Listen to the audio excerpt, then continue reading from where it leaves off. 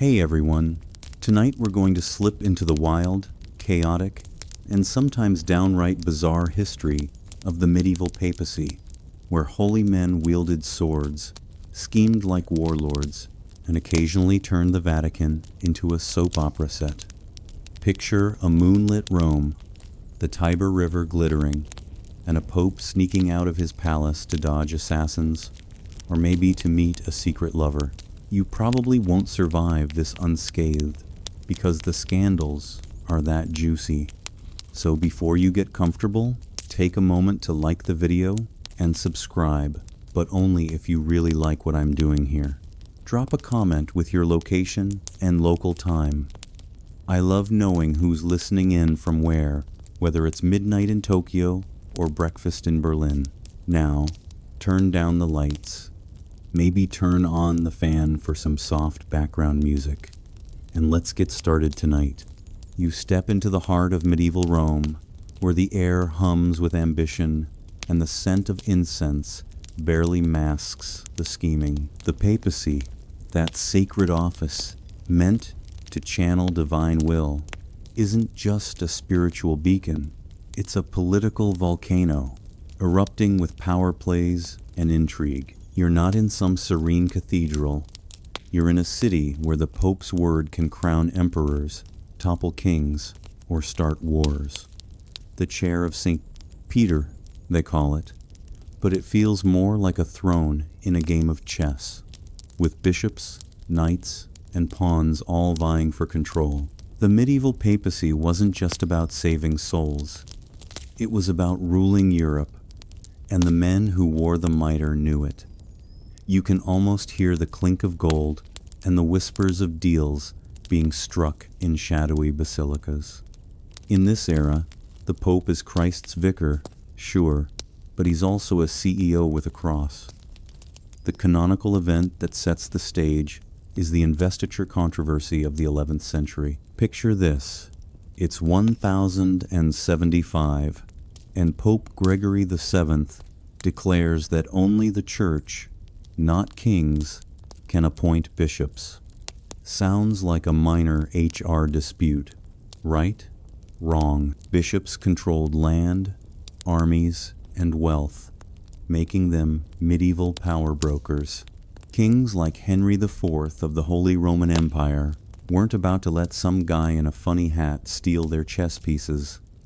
This clash wasn't just theological, it was a bare-knuckle fight over who runs Europe. Gregory's bold move cemented the papacy's claim to secular influence, but it also made enemies, kings, nobles, even some clergy who saw the Pope as less a shepherd and more a rival warlord. Now, here's the odd detail. Some popes didn't even live in Rome. You'd think the Bishop of Rome would, stay in Rome. But during this period, popes often fled the city's riots and rival families, setting up shop in places like Orvieto or Viterbo. Imagine the Pope, supposed spiritual father of Christendom, bunking in a hilltop fortress because Rome's too hot to handle. It's like the president working remotely from a cabin in Montana because DC's a mess. These popes weren't just hiding, they were strategizing, pulling strings from afar, while Rome's nobles brawled over who got to advise the next pontiff. Historians still debate whether the papacy's power grab was a holy mission or a glorified land grab. Did Gregory VII genuinely believe he was defending God's church, or was he flexing to outmaneuver emperors? The line between faith and ambition was razor thin, and you can feel it as you walk these ancient streets. Popes issued decrees like Dictatus Papae, claiming supremacy over all rulers, but they also needed armies and gold to back it up. The Vatican wasn't just a church. It was a bank, a court, and sometimes a military HQ. You chuckle at the thought. Imagine a pope signing a bull while checking his siege engines. Bet he didn't mention that in Sunday Mass. But let's lighten the mood with a joke. Why did the medieval pope hire a scribe? Because his handwriting was so bad, Even God couldn't read his excommunications. Seriously, though, the papacy's power came with a catch. Every decree, every coronation, every excommunication was a gamble. You could crown an emperor one day and find his army at your gates the next. The church owned vast lands, about a third of Europe's farmland at its peak, but managing it meant dealing with nobles who'd rather stab you than pay tithes. And don't get me started on the cardinals. They were supposed to be the Pope's loyal advisors, but half the time they were plotting to wear the mitre themselves. It's like a corporate boardroom, but with more incense and fewer PowerPoint slides. You pause by the Lateran Palace, the Pope's residence, before the Vatican became trendy. It's not the serene sanctuary you imagined. Servants bustle, messengers dart in and out, and somewhere a cardinal's probably counting gold behind a tapestry. The papacy's influence stretched from Ireland to Jerusalem, but it was fragile. One wrong move, a bad election, a scandal, or a king with a bigger army, and the whole operation could crumble. You smirk, thinking of modern politics. Ever wonder why campaign ads are so vicious? They learned it from medieval popes, who'd slander rivals faster than you can say, heretic. Another quirky detail, popes sometimes doubled as tax collectors. The church levied Peter's pence, a voluntary donation that wasn't so voluntary if you wanted to stay on God's good side. Imagine getting a heavenly Venmo request, pay up, or it's purgatory for you. It funded everything from crusades to cathedral renovations, but it also made people grumble. You can almost hear a medieval peasant muttering, "I paid my tithe, and all I got was this lousy indulgence." As you stand there, the weight of this era sinks in. The papacy wasn't just a religious office. It was a machine of influence, fueled by faith, gold, and a lot of nerve. Popes had to balance divine duties with earthly power, and not all of them were up to the task. Some were saints, sure, but others, they were more like mob bosses in mitres, cutting deals and dodging daggers. And, speaking of daggers, let's talk about a pope who took bad decisions to a whole new level. You're about to meet a teenager who treated the papacy like his personal playground and paid the price. Here's a quick joke to keep things light. Why don't popes play chess? Too many bishops trying to checkmate them. But seriously, the medieval papacy was a high-stakes game, and the next guy we're meeting played it like he was rolling dice in a back alley. You're standing in the shadow of the Lateran Palace, Rome's pulsing heart in 955, where a teenage noble named Octavian is about to make history for all the wrong reasons. At just 18, he's thrust onto the papal throne as Pope John XII, a name he picks to sound holy, but trust me, holiness is not his vibe. The air smells of wine and ambition, and you can almost hear the clatter of dice from inside. This kid isn't here to save souls, he's here to party, and the papacy is his personal playground. You're about to see how a teenager with too much power turns the Vatican into a scandal that even Rome's gossip-hungry nobles can't believe. The canonical event here is John XII's election in 955, a moment that proves the papacy wasn't always about piety. Octavian, son of a powerful Roman noble, didn't earn the mitre through prayer or wisdom, his family bought it. The Alberic clan had Rome in their grip, and when Dad said, "Make my boy Pope," the cardinals nodded like obedient interns. It's like promoting the office intern to CEO, because his dad owns the company. John's election marks the peak of the Saeculum Obscurum, a dark century where noble families treated the papacy like a family heirloom, passed around with a side of gold. and threats. Now, for the odd detail, John allegedly ordained a deacon in a stable. Yes, a horse stable. Picture it, you're expecting a solemn ceremony, candles flickering, maybe some Latin chants. But instead, you're dodging hay and horse droppings, while John mumbles a half-hearted blessing. Chroniclers, like Luitprand of Cremona, swore it happened, claiming John treated sacred rituals like a teenager rushing through chores. It's not just sloppy. It's the kind of thing that makes you wonder if he was trolling the church or just really liked horses. Historians still debate whether John's antics were youthful rebellion or calculated chaos. Was he a spoiled brat who couldn't handle the job? Or did he deliberately flaunt his power to stick it to Rome's stuffy elites? Either way, his behavior was a five-alarm fire. You walk through the palace, imagining the scene. Tables littered with wine cups, nobles laughing too loudly, and John, barely old enough to shave, rolling dice while a cardinal sighs in the corner. He's accused of turning the Lateran into a brothel, though that might be medieval shade for really rowdy Airbnb. Mistresses, some married, some possibly nuns, flit through the halls. One story claims he toasted pagan gods during feasts. Imagine raising a goblet to Jupiter while wearing a papal ring. It's the ultimate middle finger to Christian decorum. Let's pause for a joke. Why did Pope John XII throw such wild parties? Because he thought holy water was just medieval vodka. But seriously, his lifestyle wasn't just scandalous. It was a diplomatic disaster. You can feel the tension as Roman nobles whisper about his gambling binges, where church funds vanished faster than a bad bet at a chariot race. He's said to have gambled during papal audiences, rolling dice while petitioners begged for blessings. It's like taking a Zoom call from a casino slot machine.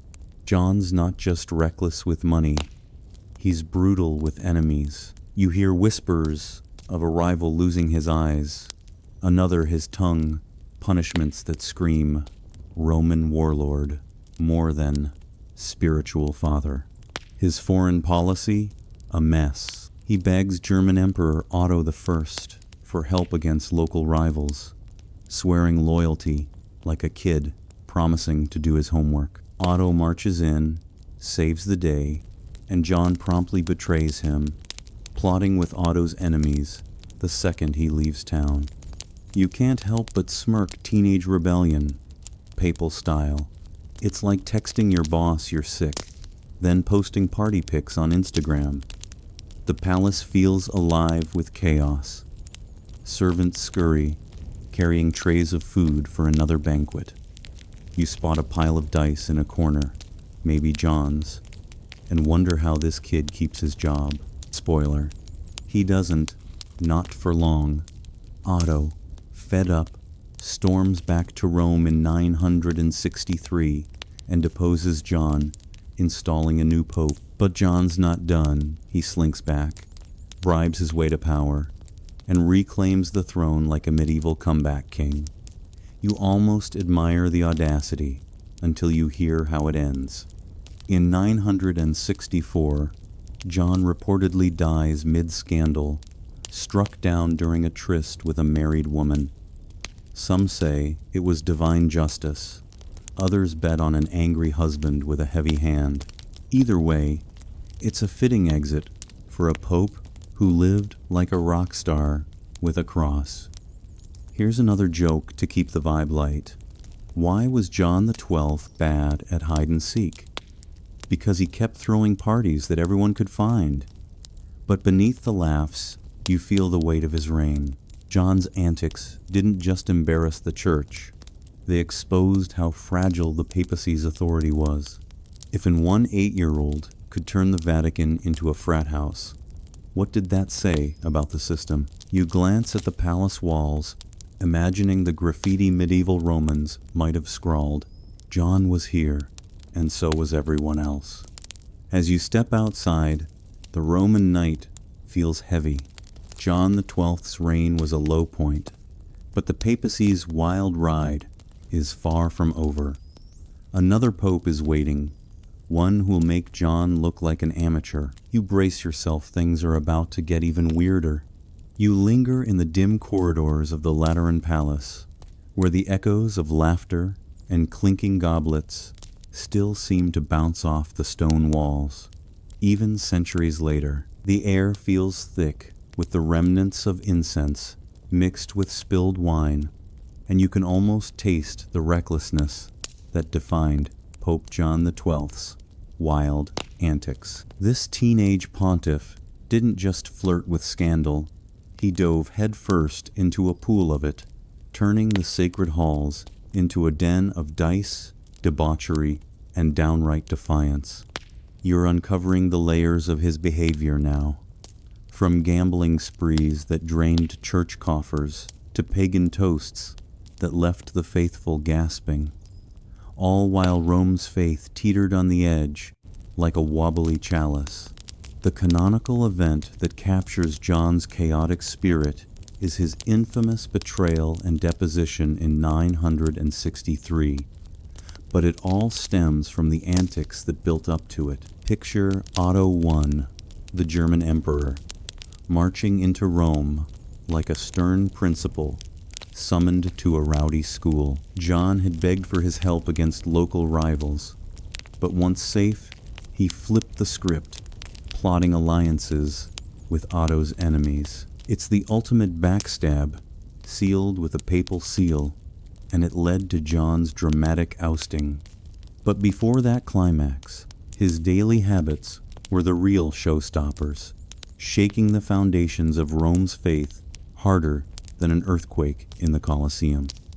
Now, for the odd detail, John reportedly blessed people with his left hand, which in medieval symbolism was the sinister side, basically the equivalent of giving a thumbs up with your middle finger.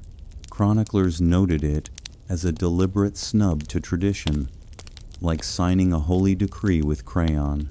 You imagine him extending that left hand during a ceremony, the crowd murmuring in confusion, while he smirks like a kid who knows he's pushing buttons. It's not just quirky, it's a small act that amplified the bigger chaos, making even simple blessings feel like parody. Historians still debate whether John's gambling was a harmless vice or a deliberate act of rebellion against the church's austerity. Was he just a bored teen blowing off steam? Or was he mocking the very institution he led by invoking pagan gods mid-game? Either way, you step into one of those alleged gambling sessions now, the room hazy with torchlight and the scent of roasted meats. Dice clatter across marble tables, and John, robes slightly askew, laughs as he rolls, church funds slipping away like sand through fingers. Contemporaries accused him of playing during papal audiences, nothing saying, "Blessed are the meek," like betting on a lucky 7 while ignoring a bishop's plea. It's the kind of multitasking that would make modern multitaskers blush. You can't help but chuckle at the thought, why did John XII love dice so much? Because he figured eternal salvation was a gamble anyway. But seriously, these games weren't innocent fun. They were laced with blasphemy. Reports claim he toasted to Venus and Jupiter, pagan gods, during feasts, which theologically is like ordering pizza at a vegan wedding. The faithful in Rome whispered about it, their confidence in the papacy crumbling like old frescoes. You feel the tension in the air, cardinals exchanging worried glances as John's laughter echoes, his mistresses giggling in the background. He kept a rotating cast of them, some married, some from convents, turning the palace into a bachelor pad with stained glass windows. One chronicler called him a satyr, medieval code for this guy's wilder than a Roman orgy. As you wander deeper into the palace, the sensory overload hits, the crackle of a fire in the hearth, the metallic tang of spilled wine, and the faint rustle of silk from hidden alcoves. John's excesses extended to the sacred ordaining. That deacon in a stable wasn't a one-off. He allegedly held banquets where sin and sacrament blurred into one messy feast. Toasted Satan once, they say, though it might have been bad party etiquette rather than genuine devil worship. You pause, imagining the scene. Guests frozen mid-bite, wondering if the Pope's joking or if they should grab holy water. It's PG-13 chaos, all innuendo and raised eyebrows, but enough to make Rome's nobles furious. Let's lighten up with another joke. Why was John XII's palace like a bad hotel? Because the service was divine, but the reviews were hellish. In truth, his antics eroded faith across Christendom. Pilgrims arriving in Rome expected holiness, not a pope who treated the treasury like his personal ATM. He raised armies, lost them, then begged for help again, all while his personal life spiraled. That stroke in bed with a married woman, divine smiting or hubby with a hammer, take your pick. You sense the palace's walls closing in, heavy with judgment, as whispers of reform start to circulate. But John's not the only gambler in papal history. His style set a precedent for shaking faith through sheer audacity. You recall how he mixed politics with vendettas, gouging eyes and cutting tongues, making enemies faster than he lost bets. The Roman people, already jaded, drew the line at a pope who gambled away their tithes. Faith wasn't shattered overnight, but each roll of the dice chipped away at it, leaving cracks that future popes would have to mend or exploit. Here's a final joke for the section. Why didn't John XII play cards? Too many hearts broken already. As you step away from the gaming tables, the palace feels quieter, but the scandals linger like smoke. John's antics weren't just personal failings.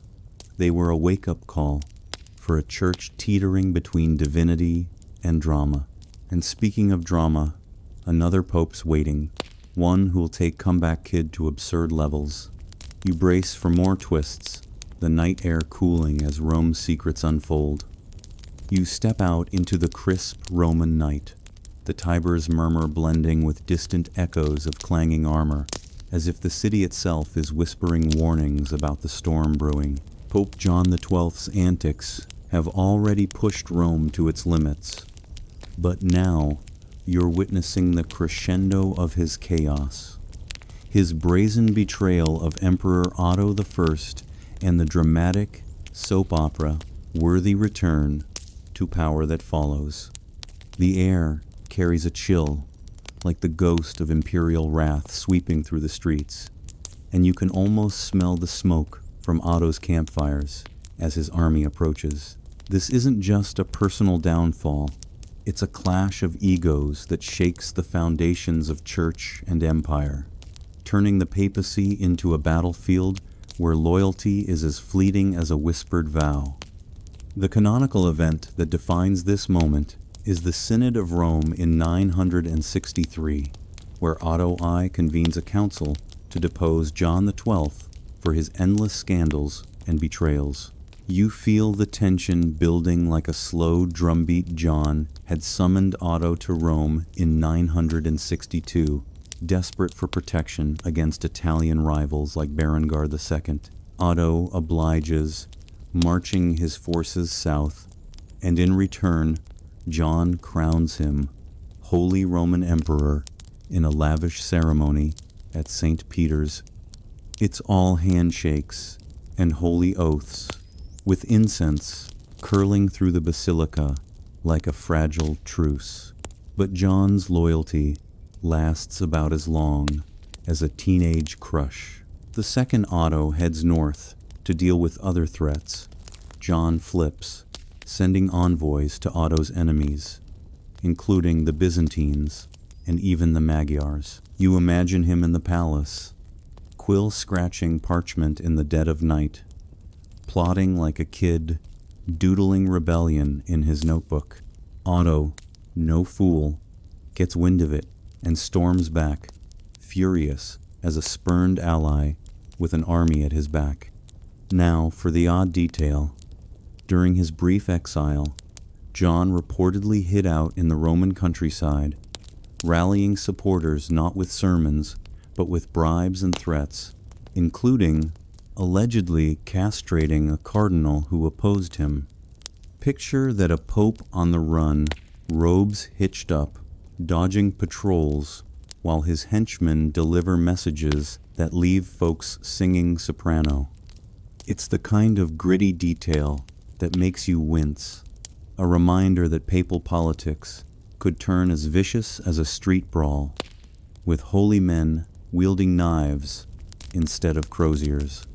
Historians still debate whether John's betrayal was a calculated power play to assert Roman independence or just impulsive teenage spite against a paternal figure like Otto. Was he strategically maneuvering to break free from German influence? Or did he simply chafe under Otto's reforms, which aimed to clean up the church's mess? Either way, you stand in the shadow of the synod now, the council hall buzzing with accusatory murmurs.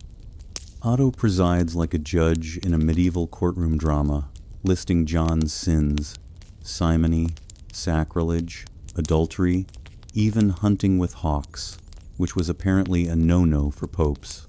The air thickens with the scent of wax from flickering candles, cardinals shifting uncomfortably in their seats as witnesses spill the tea. John's not even there. He's fled the city. But the council proceeds anyway, declaring him deposed and electing Leo VIII in his place. You can hear the collective sigh of relief from the German contingent, thinking the drama's over. But oh, no, John's not one to fade quietly. You follow him into the countryside, where he gathers a ragtag army of loyalists, bribing mercenaries with church silver and promising favors like a desperate politician on election eve. The Tiber's banks feel alive with conspiracy, frogs croaking as if mocking the stealthy meetings under moonlight. In the 9th of February 64, with Otto distracted elsewhere, John strikes back, retaking Rome in a whirlwind of chaos. His supporters storm the gates, and suddenly the deposed pope is back on the throne, excommunicating Leo VIII and his backers faster than you can say papal comeback. You chuckle at the absurdity. It's like a fired employee hacking the company email to unfire himself. Why did John XII make such a dramatic return? Because he thought the papacy was his birthright, not a job you could lose over a few bad bets. The palace erupts in vengeful energy now, John meting out punishments to those who betrayed him. One cardinal loses his hand, another his life. It's PG-13 grim, the kind of retribution that leaves bloodstains on marble floors, quickly mopped by terrified servants. You sense the fear in the air, mixed with the faint aroma of roasted chestnuts from street vendors outside, oblivious to the indoor turmoil. Otto, hearing of the coup, musters his forces once more, but before he can arrive, fate intervenes. John drops dead in May 964, mid-tryst, as the stories go, either from a stroke or a husband's hammer. You pause, imagining the scene, tangled sheets, a gasp, and the end of an era. His dramatic return lasts mere months, but it cements his legacy as the Pope who wouldn't quit, even when the world begged him to. Let's slip in a joke here. Why was John XII's betrayal like a bad breakup? Because he swore eternal loyalty, then ghosted Otto with the Byzantines. But beneath the laughs, you feel the ripple effects. This back and forth eroded trust in the papacy, making it look less like God's rock and more like a revolving door. Romans, already weary from the scandals, now saw their spiritual leader as a defiant brat dodging consequences like a cat with 9 lives. You wander the streets, hearing whispers of reform. Otto installs another pope, but the damage lingers, a crack in the church's facade that future pontiffs will widen or mend. Another joke to keep the sarcasm flowing. How did John the 12th return to power? He bribed his way back. Talk about a holy rollover plan. Seriously, though, his defiance highlights the papacy's vulnerability. Without imperial backing, popes were at the mercy of local nobles, and John's stunt showed how easily the throne could flip. You recall the earlier gambling halls, now silent, as if the dice have finally stopped rolling. Otto's intervention sets a precedent. Emperors meddling in papal elections, blurring lines between church and state even further. As you trace the path of John's exile and return, the night deepens, stars peeking through like judgmental eyes. His betrayal wasn't just personal, it was a symptom of a system where power trumped piety. You smirk, thinking of modern scandals, politicians bouncing back from disgrace like rubber balls.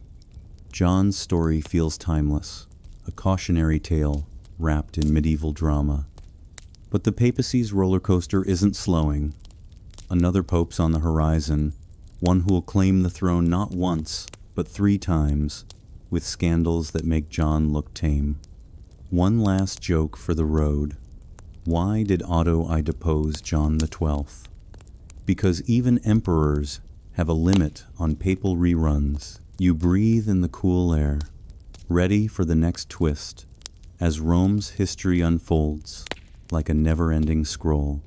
You drift through the winding streets of Rome in 1032, the cobblestones cool underfoot, carrying the faint echo of armored boots from past upheavals like John the 12th's wild ride. The air hangs heavy with the scent of olive oil lamps flickering in windows, casting long shadows that dance like conspirators plotting the next papal twist. You're following a young man named Theophylact, barely out of his teens, as he ascends to the throne as Pope Benedict IX, a name that sounds stately but hides a storm of scandal and unyielding ambition. This isn't just another pontiff stepping into the light. It's a 3-act tragedy where the lead actor refuses to leave the stage, claiming the papacy not once, but 3 times, each return more audacious than the last, fueled by family ties, bribes, and a hunger for power that turns the Vatican into a revolving door of disgrace.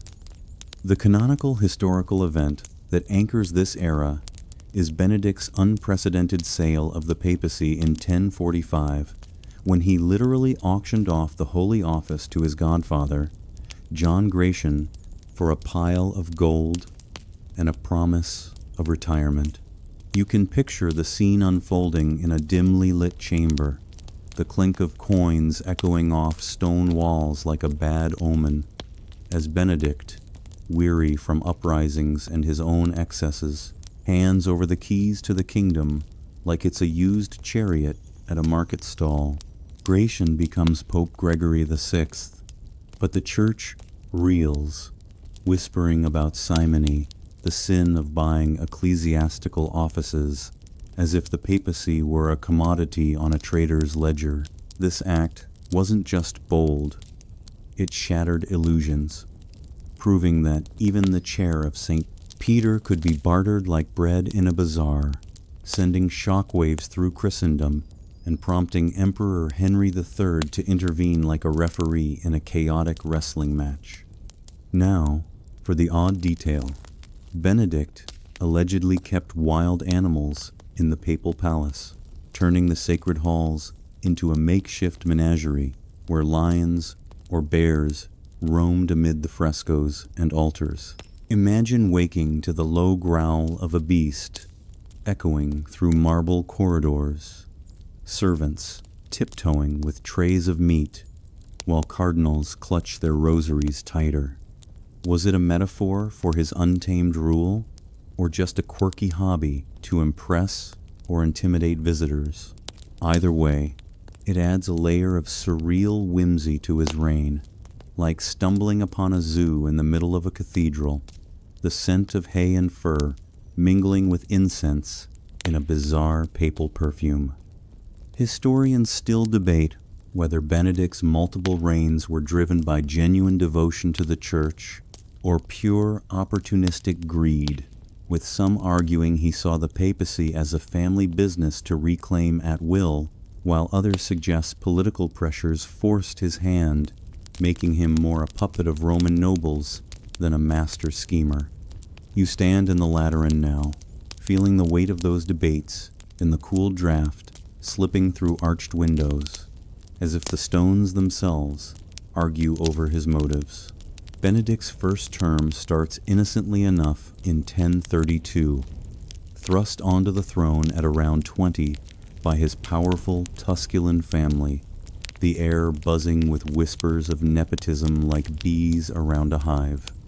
But soon, the scandals bloom accusations of immorality so vivid that chroniclers run out of ink describing his feasting on the sins of the flesh, a polite way of saying his palace parties made John's look like tea time. You hear the laughter spilling from banquet halls, the clatter of goblets, and sense the unease among the clergy, their robes rustling as they avert their eyes from the rotating cast of companions.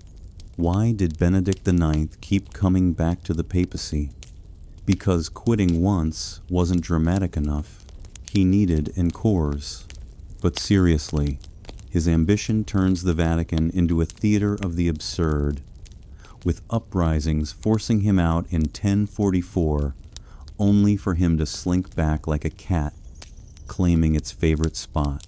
You follow the chaos through Rome's alleys, the distant toll of bells marking another shift in power as Benedict rallies supporters with promises and purses full of silver. His second stint is short-lived, but the real jaw-dropper is that sale to his godfather. Imagine haggling over the price of divinity, the metallic tang of gold coins sharp in the air, while Gregory VI steps in, hoping to stabilize things. Yet Benedict, ever the opportunist, changes his mind, barging back in 1047 for round 3, his forces clashing with rivals in street skirmishes that leave the cobblestones slick with tension. You pause in a quiet courtyard, the faint aroma of blooming jasmine cutting through the heavier sense of sweat and steel from those conflicts, wondering how one man could grip power so tenaciously. Benedict's reigns blur lines between holy office and personal fiefdom, waging petty wars, extorting funds, and allegedly indulging in orgies that have chroniclers clutching pearls. It's PG-13, shadowy, all hinted embraces and closed doors, but enough to horrify allies. Emperor Henry III finally steps in at the Council of Sutri in 1046, deposing not just Benedict, but 2 other claimants in a papal cleanup operation that feels like a divine intervention with German accents. You can hear the council's murmurs, the scratch of quills on parchment as they excommunicate Benedict, banishing him to a monastery where his wild animals probably weren't welcome. Let's slip in another joke. Why was Benedict IX like a bad boomerang? He kept coming back, no matter how hard you threw him out. In truth, his ambition exposes the papacy's fragility, a system where family dynasties like the Tusculans treated the mitre like a crown jewel to hoard. You recall John's betrayals, but Benedict ups the ante. His 3 terms a trilogy of turmoil that leaves Rome exhausted, the faithful questioning if their spiritual leader is a shepherd or a wolf in sheep's clothing. The palace feels emptier now, echoes of roars from those beasts fading, but the scandals linger like a stubborn fog. One more joke for the mix. How did Benedict IX count his papal terms? 1, 2, 3 sold. But beneath the sarcasm, you sense the turning point. His ousting paves the way for reforms, though not without more drama. Henry installs Clement II, and Benedict slinks away, excommunicated and forgotten, or so they hope. Yet his legacy endures as the only pope to sell his office, a reminder that ambition can corrupt even the holiest seats. You lean against a column, the stone cool against your back, breathing in the night air laced with distant river mist, as Rome's history whispers of more scandals ahead. As the stars wheel overhead, you reflect on Benedict's unyielding grip, a man who bent the papacy to his will, thrice over, leaving scars that time barely heals. The city's pulse slows, but the tales don't. Another chapter of romantic entanglements and family feuds awaits, where love and power tangle like vines in an overgrown garden.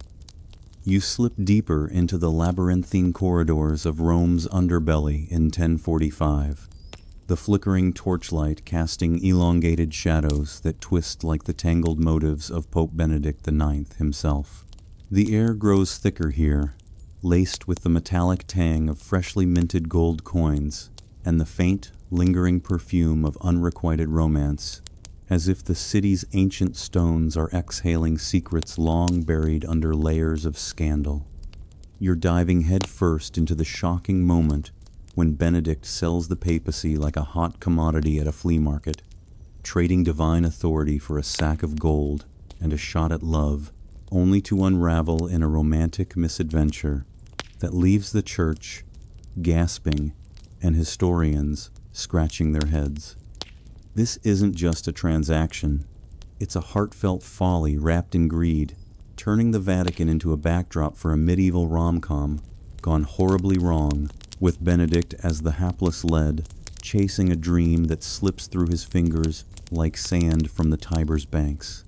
The canonical historical event that crystallizes this absurdity is Benedict's abdication and sale of the papacy to his godfather, John Gratian, in May 1045, a deal struck in the dim confines of a papal chamber where the clink of gold drowned out any whispers of conscience. You can almost hear the negotiations unfolding, Benedict's voice steady but edged with impatience, as he hands over the keys to the apostolic palace for what chroniclers claim was 500 pounds of gold, enough to fund a small kingdom, or in his case, a hopeful courtship. Gratian ascends as Pope Gregory VI, promising reforms, but the act reeks of simony, that forbidden sin of buying holy offices, sending ripples through Europe like a stone skipped across a still pond.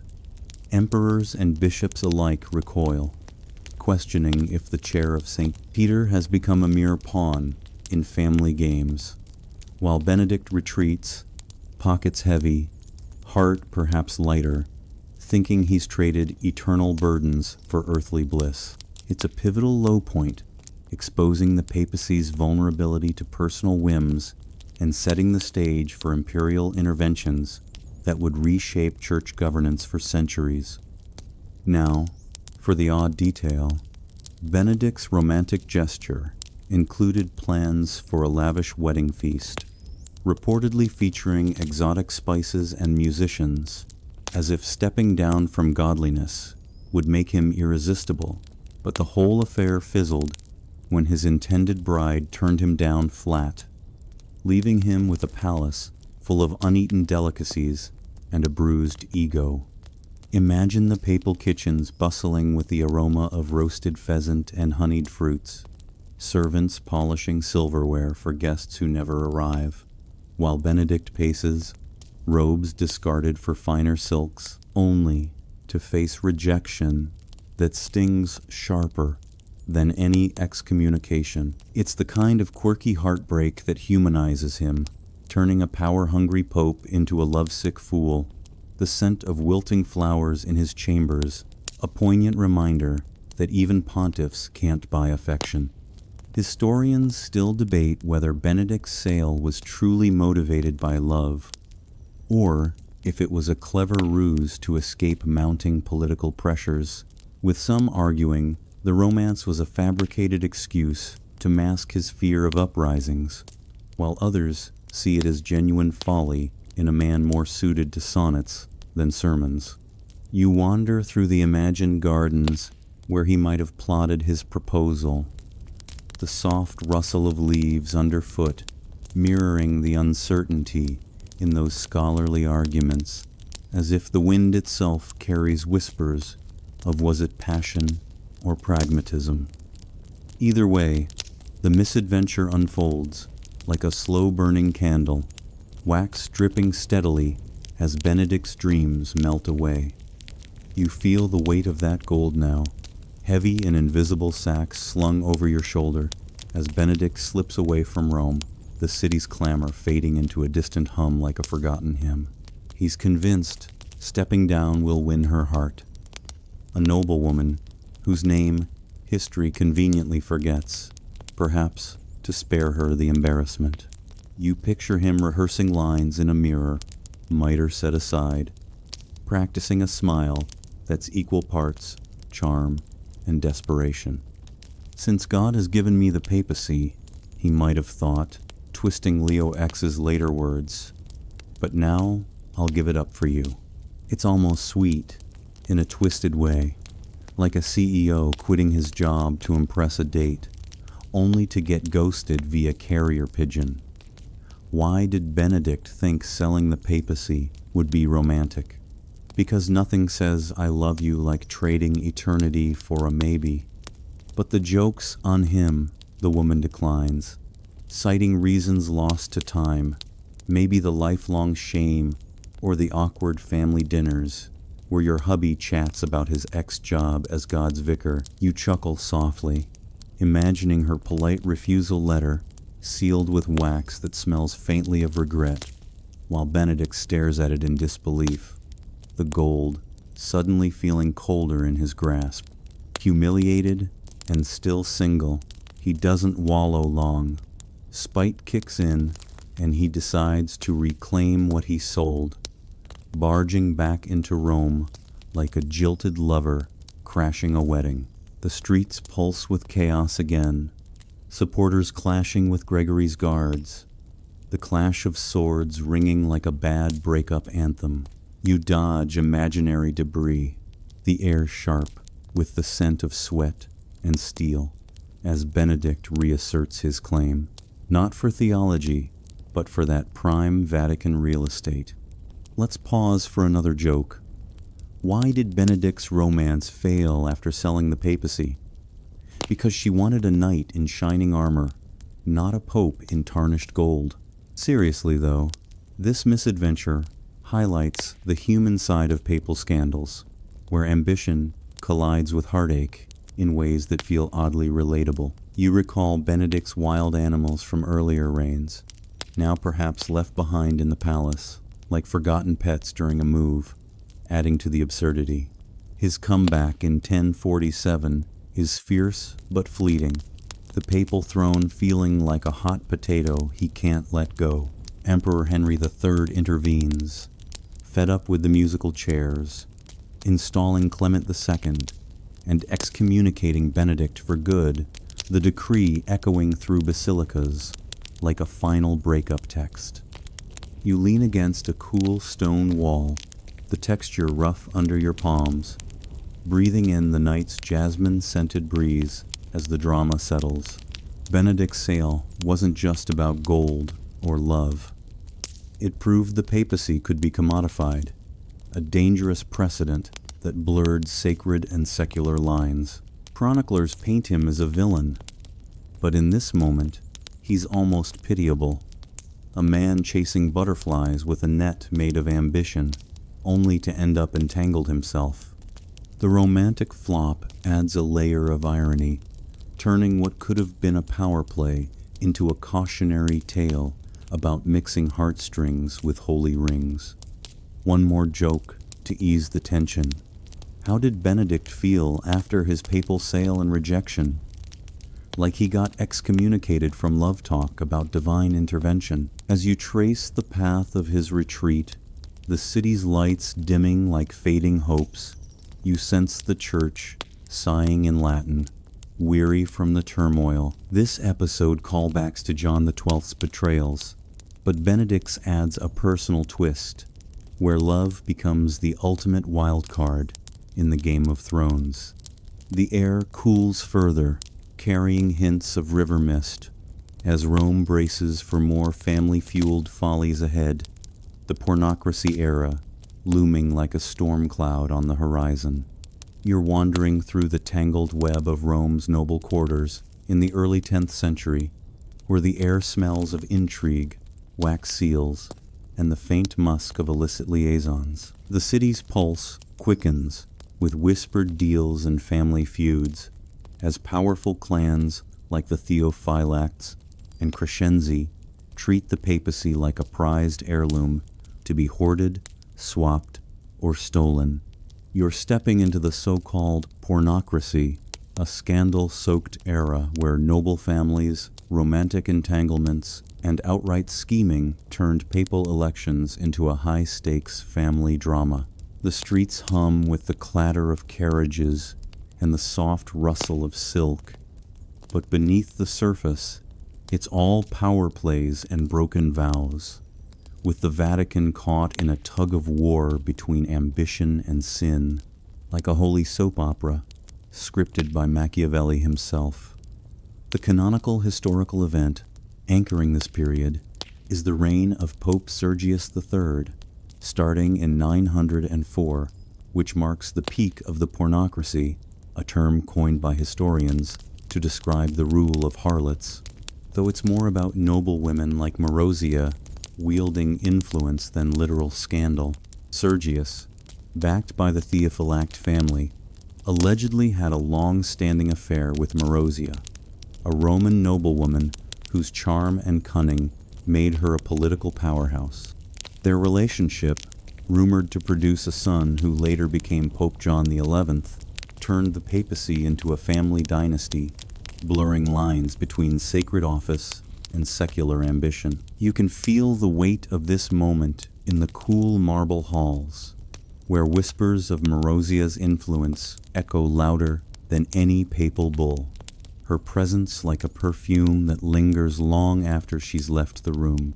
Now, for the odd detail, Marozia's family reportedly controlled papal elections by hosting lavish feasts where wine flowed freely and cardinals were persuaded with gifts, flattery, or more intimate favors. Picture a banquet hall aglow with torchlight, the aroma of roasted boar and spiced wine filling the air, as Marozia, dressed in silks that catch every eye, works the room like a medieval lobbyist.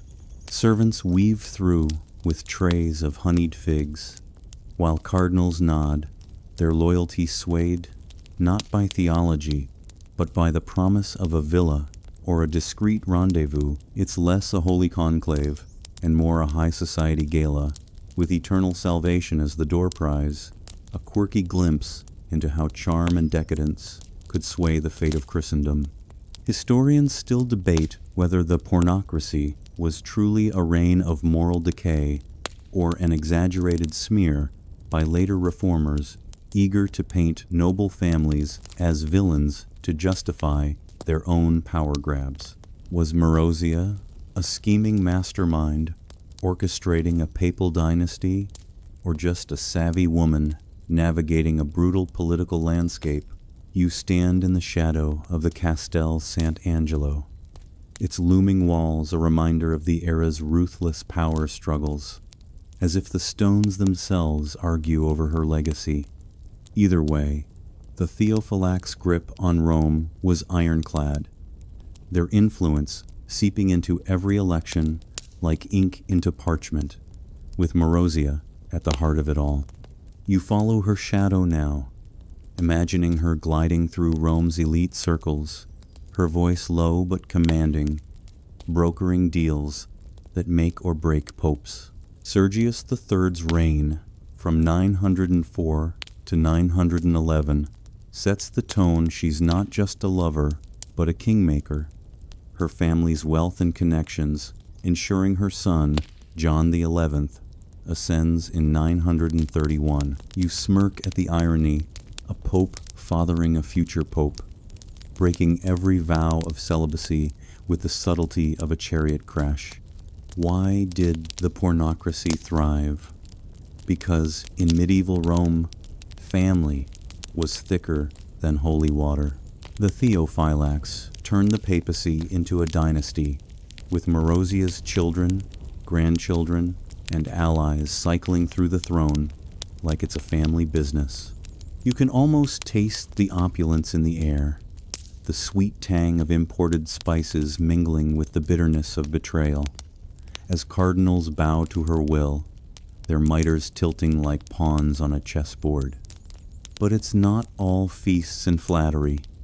You sense the undercurrent of danger-rival families like the crescenzi plotting in dark corners, their whispers sharp as daggers. Marozia's power comes at a cost.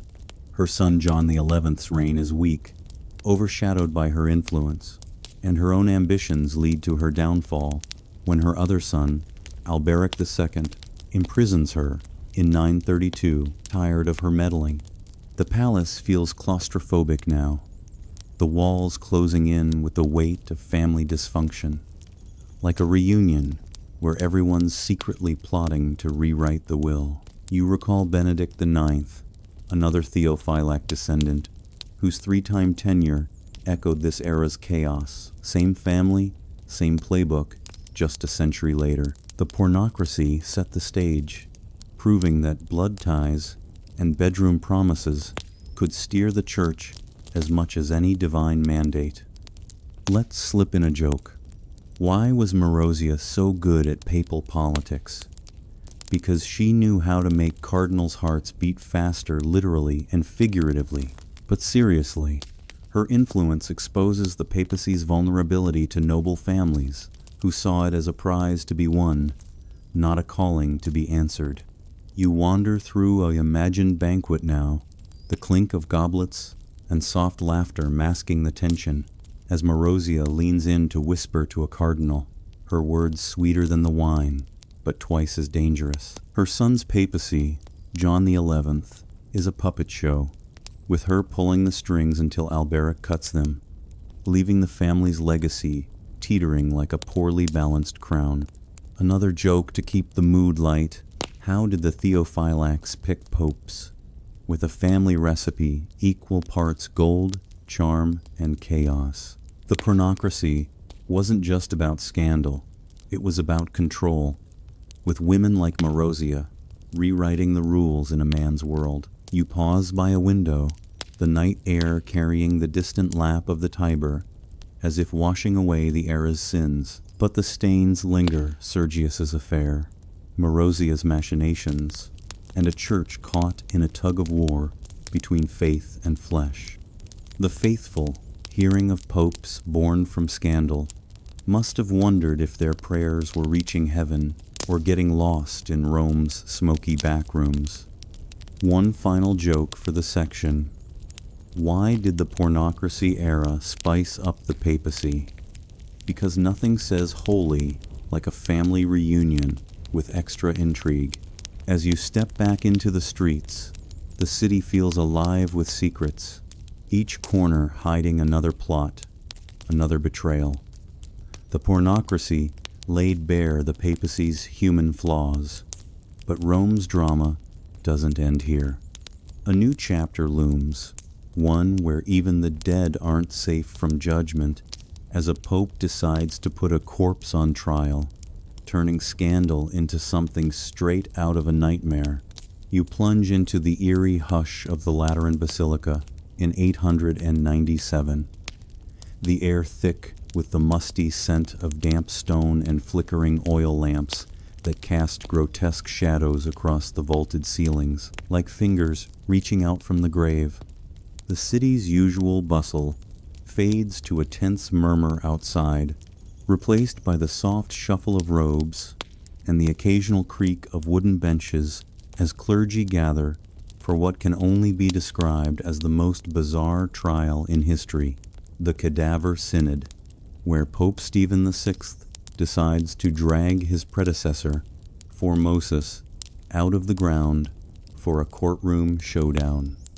You're not just witnessing judgment, you're immersed in a spectacle so surreal it feels like a fever dream, scripted by a deranged playwright, the chill of the marble floor, seeping through your sandals as the dead take center stage, turning papal vengeance into something that even Rome's jaded citizens can't quite stomach.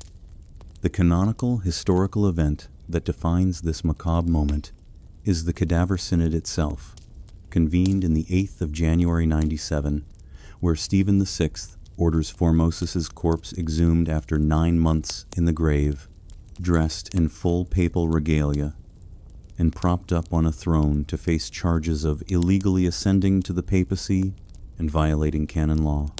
You can almost hear the grunts of grave diggers echoing in the night prior, the earth parting with a wet thud as they haul out the rotting body, the stench of decay barely masked by heavy incense clouds, billowing from censers swung by nervous acolytes.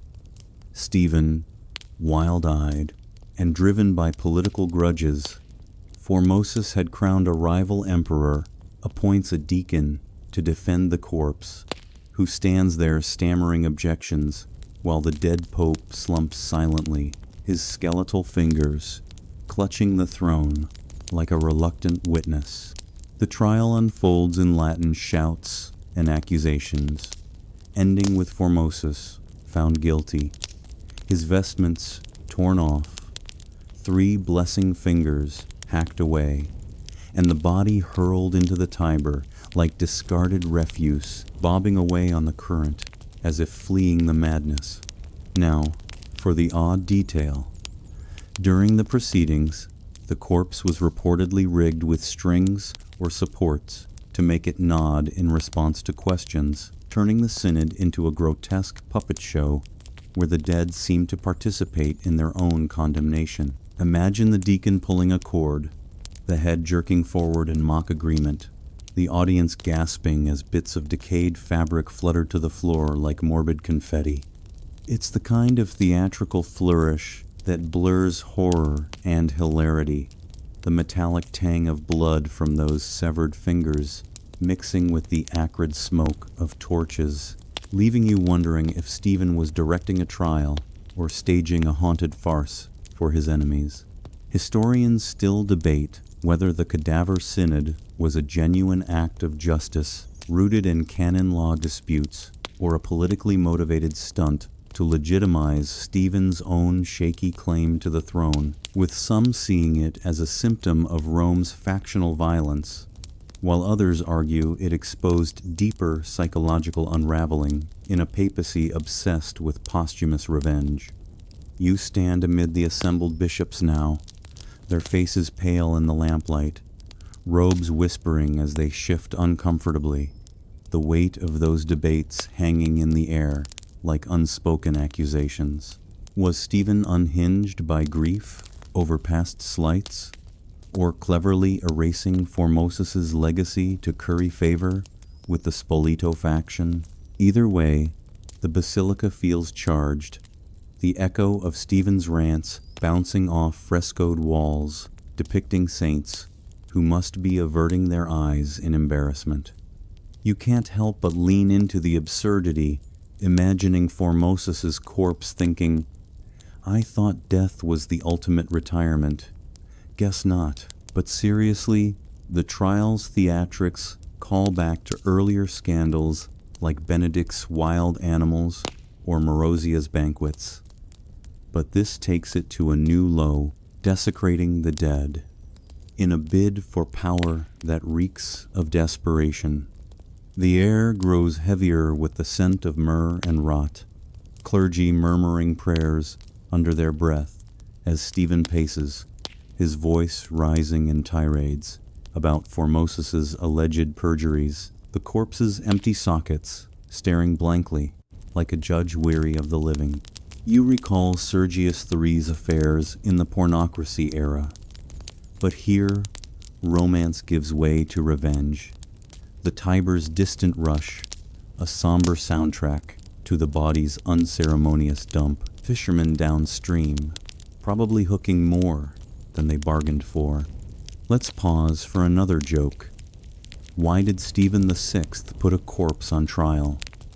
Because even in death, Formosus couldn't escape papal office politics, talk about a dead-end job. The spectacle doesn't end with the verdict. Riots erupt outside, the crowd shouts filtering through the basilica doors like thunder. Romans appalled that their spiritual leaders have stooped to yelling at skeletons. You feel the ground tremble slightly, perhaps from the mob, or just the weight of collective outrage. Incense smoke, stinging your eyes, as deacons scramble to wrap up the farce. Stephen declares all Formosus's ordinations invalid, a move that throws the church into chaos. Imagine bishops suddenly questioning if they're legit, like getting a diploma revoked posthumously. You wander closer to the throne now, the metallic clink of the finger-chopping tool still ringing in your ears. A drop of old blood staining the floor like a punctuation mark on this grim sentence. The deacon's defense is half-hearted at best, stammering about canon law while the corpse nods along, strings creaking faintly in the hush. It's PG-13 creepy, all implied decay without the gore, but enough to make your skin crawl, the chill air raising goosebumps as Stephen's allies nod approvingly, their faces lit by the warm glow of vindication. Call back to John XII's left-hand blessings. This is that irreverence, amplified, sacred traditions, twisted into parody for political points. One more joke to cut the tension. What did the corpse say at the cadaver synod? Nothing, but it still got a raw deal. In truth, the trial's fallout is swift. Stephen's papacy crumbles under the backlash, the faithful whispering that absolute power has bred absolute madness. You sense the basilica emptying, clergy filing out with bowed heads, the air clearing of smoke, but not of shame, as Rome collectively draws a line at corpse prosecution. The Tiber claims Formosus for now, but later popes will fish him out for reburial. A small mercy in this cycle of desecration. You breathe in the lingering incense, the scent fading like the synod's brief notoriety, a reminder that papal scandals can dig deep literally into the absurd. As you step back from the empty throne, the basilica's shadows lengthening like accusations, you reflect on how this trial, callbacks to Benedict's sails and Marozia's schemes, each chipping away at the church's sanctity. The night deepens outside, stars pricking the sky like watchful eyes, judging the living who dare judge the dead. But Rome's not done gasping. The synod's outrage is just the spark for more unrest. The city's streets poised to erupt in ways that even Stephen couldn't foresee. You emerge from the stifling confines of the Lateran Basilica into the chaotic streets of Rome in 897, the acrid tang of incense clinging to your robes like a stubborn memory, mingling with the sharper bite of smoke from distant bonfires lit by an outraged mob. The night air cools your skin, but the city's pulse races hotter than ever, murmurs swelling into shouts, as word of the cadaver synod spreads like wildfire through a dry vineyard, igniting riots that shake the very foundations of papal authority. You're not just observing fallout. You're caught in the whirlwind of a Rome pushed to its breaking point, where the desecration of a dead pope crosses an invisible line, turning whispered discontent into open revolt and leaving Stephen VI's reign teetering on the edge of disgrace, the Tiber's murky waters still rippling from Formosus's unceremonious plunge. The canonical historical event that captures this explosive moment is the imprisonment and strangling of Pope Stephen VI in the 8th of August 97, mere months after the synod, when a furious Roman mob storms his residence, dragging him into a cell where unknown hands, perhaps volunteers from the very crowd, end his life in a fittingly grim echo of his own vindictive theatrics. You can hear the roar building outside the basilica doors now, the crowd's chants growing from scattered grumbles to a unified thunder, pitchforks and torches waving like angry stars against the darkening sky. Stephen, fresh from his corpse trial triumph, expects applause, or at least fearful obedience, but instead he gets a cold shoulder, colder than the Tiber's depths, bishops whispering condemnations, while cardinals avert their eyes like they've seen a ghost, literally.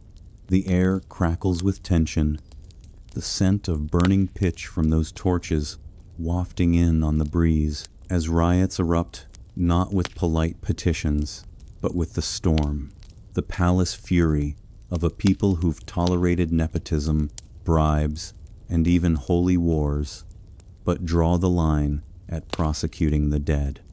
Now, for the odd detail, in the midst of the chaos, Stephen reportedly tried to calm the mob by scattering gold coins from a balcony, like a desperate game show host tossing prizes to unruly contestants, but the crowd just trampled them underfoot, more interested in justice than jackpot.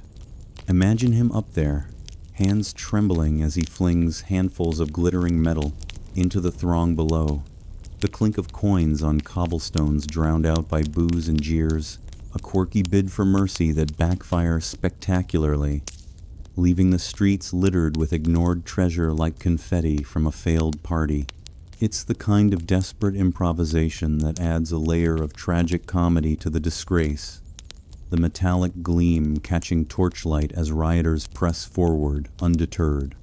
Historians still debate whether the fallout from the Cadaver Synod was a spontaneous eruption of moral outrage or a calculated power grab by rival factions using the spectacle as a pretext to oust Stephen and install their own puppet.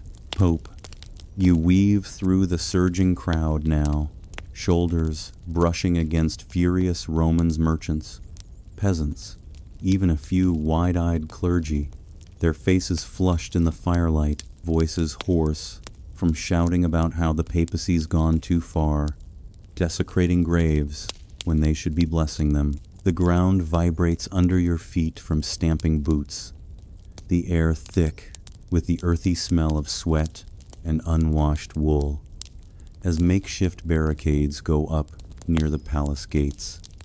Stephen's allies scatter like rats from a sinking ship, their hurried footsteps echoing down alleys, while the mob demands accountability, not with parchments, but with fists pounding on doors. You almost trip over a discarded torch, its flames guttering out in a puddle, symbolizing the dying embers of Stephen's authority. Why did Rome finally snap after the Cadaver Synod? Because even medieval folks had standards. Nepotism's one thing, but yelling at corpses? That's where they draw the grave line. But seriously, the Synod's theatrics, with its puppet strings and severed fingers, pushed the envelope too far, exposing the papacy as a haunted puppet show rather than a divine institution. You huddle in a doorway for a moment, the rough wood pressing against your back, watching as rioters hurl stones at guarded windows, the crash of glass mingling with cries of justice for the dead. Bishops, who'd tolerated decades of questionable popes, now have to explain to parishioners why their spiritual leaders playing judge and jury with skeletons. The faithful, already weary from scandals like Sergius III's affairs or John XII's gambling sprees, hit their limit, questioning if the man in the mitre is stable enough to guide souls without exhuming them first. You push forward into the fray, the heat from nearby fires warming your face, as embers dance upward like fleeing spirits. Stephen's thrown into prison amid the uproar, the clang of iron bars slamming shut, a punctuation to his brief, bizarre reign, arrested on political reasons, which is medieval code for everyone's embarrassed, and you need to vanish now. Whispers circulate that his strangling was no accident, hands tightening around his throat in the dim cell, the air stale with despair, perhaps by those who'd volunteered after seeing Formosis's mutilated body bob in the river. You imagine the irony, Stephen, who tore off a dead man's fingers, now facing a very alive mob's wrath, his final gasps echoing the synod's eerie silence. Let's lighten the mood with another joke. Why did Stephen VI's papacy end in strangling? Because he took choking under pressure way too literally. The fallout doesn't stop at his death. His successor, Pope Romanus, scrambles to undo the damage, nullifying the synod's decrees and ordering a search for Formosis's remains, fishermen hauling the battered corpse from the Tiber for a proper reburial, this time with honors and perhaps a sturdy lock on the tomb. You watch the procession from afar, the solemn bells tolling like a belated apology, the scent of fresh earth from the new grave cutting through the smoky haze. It's a small restoration, but the church sighs in Latin, weary from the spectacle that revealed how far papal politics had strayed into vindictive absurdity. One more joke for the chaos. What did the Roman mob say after the cadaver synod? We've seen weird, but this takes the corpse. I mean, cake. In the end, Stephen's disgrace marks a turning point. The riots, a collective gasp that forces the papacy to reckon with its excesses. Though reforms are slow and scandals persistent, you slip away from the cooling streets, the mob dispersing as dawn hints on the horizon, torches guttering out like spent anger. The Tiber flows on, washing away the night's turmoil, but the damage lingers, a crack in the church's facade that echoes through history. Call back to the pornocracy's family schemes. This synod amps up the drama, proving unchecked power leads to courtroom farces no one, not even the deceased, can escape. As the first light creeps over Rome's rooftops, you feel the city's exhaustion mirroring your own. The air fresher now, carrying the faint aroma of baking bread from early risers. The papacy's image is tarnished, but resilient, ready for the next chapter in its turbulent tale. Yet the synod's shadow looms, a reminder that absolute authority, mixed with poor impulse control, can turn holy halls into horror shows. You breathe deeply, the cool morning mist settling like a veil over the disgrace, as Rome stirs to rebuild or brace for more. You leave the smoldering streets of Rome behind, the echoes of riots fading like a bad dream, and find yourself in the sun-dappled hills of southern France in 1309, where the air carries the sweet scent of lavender and the clink of wine goblets from a palace that feels more like Versailles than Vatican. Welcome to Avignon, where the papacy has relocated, not for a spiritual retreat, but because Rome's become a pressure cooker of riots and rival factions. You're stepping into the Avignon papacy, a 70-year exile where French popes trade the eternal city's chaos for luxury, political intrigue, and a lifestyle so lavish it makes Rome's scandals seem quaint. The Tiber's been swapped for the Rhone, and you can feel the shift, a softer breeze, a richer cuisine, but a church drifting further from its roots, the faithful left wondering if they're spiritual fathers on a very long vacation. The canonical historical event that defines this era is the move to Avignon under Pope Clement V in 1309, a decision framed as a safety measure but reeking of French influence, as King Philip IV pulls strings like a puppeteer with a royal agenda. You stand outside the Palais des Papes, its towering walls gleaming under the Provençal sun, the scent of fresh-cut stone mingling with the aroma of roasted chestnuts from nearby markets. Clement, a Frenchman, claims Rome's too dangerous murder, factionalism, and street brawls make it a fair point. But Avignon, conveniently under Philip's thumb, and every pope elected here, surprise, is French. It's less a divine relocation and more a polite kidnapping, the papacy now operating from a wine-soaked fortress where the air hums with diplomacy and decadence, the faithful back in Rome muttering, "Is anyone home at St. Peter's?" Now, for the odd detail, one Avignon pope, John the 22, reportedly spent more on spices like saffron and cinnamon than on alms for the poor, turning papal banquets into culinary extravaganzas that could bankrupt a monastery. Picture the dining hall, tables groaning under platters of spiced peacock and candied fruits, the air heavy with the exotic tang of cloves, while servants pour Provençal wine into silver chalices.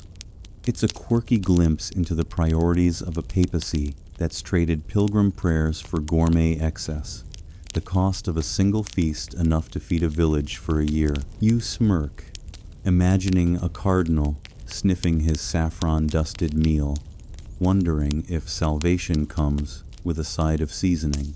Historians still debate whether the Avignon papacy was a pragmatic retreat from Rome's violence or a calculated French power grab that turned the church into a Gallic satellite, with some arguing Clement V was a puppet of Philip IV, while others see him as a shrewd survivor navigating a deadly political landscape. You wander the palace courtyards now, the crunch of gravel underfoot mixing with the distant strum of a lute, as if the stones themselves weigh both sides of the argument. Was Avignon a safe haven or a gilded cage? The answer hangs in the air, carried by the breeze that smells faintly of river water and intrigue, as cardinals in silk robes glide past, their whispers more about French politics than divine doctrine. You step into the grand halls, the tapestries glowing with threads of gold, each scene depicting papal triumphs that feel oddly out of place in this French enclave.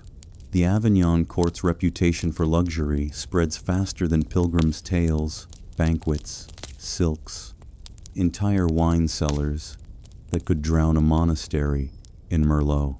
You recall the pornocracy's feasts, but these are next level, with chefs crafting dishes that scream opulence, the clink of cutlery like a symphony of excess. Why did the Avignon popes lean so hard into luxury? Because when you're exiled from Rome, you might as well dine like a king. The faithful, though, aren't laughing pilgrims stare at St. Peter's empty windows, muttering about the Babylonian captivity, comparing the papacy's absence to Israel's exile, a jab that stings like a wasp in a vineyard. The palace feels alive with activity, clerks scurrying with parchments, their ink-stained fingers betraying late-night diplomacy with French nobles. Clement V and his successors, like John 22, aren't just spiritual leaders. They're bureaucrats, managing church lands and taxes with a precision that rivals a royal treasury. You overhear a cardinal grumbling about the cost of tapestries, his voice low to avoid eavesdroppers, while another sips wine and drafts a letter to Paris, the quill scratching like a conspirator's whisper. The church's image takes a hit.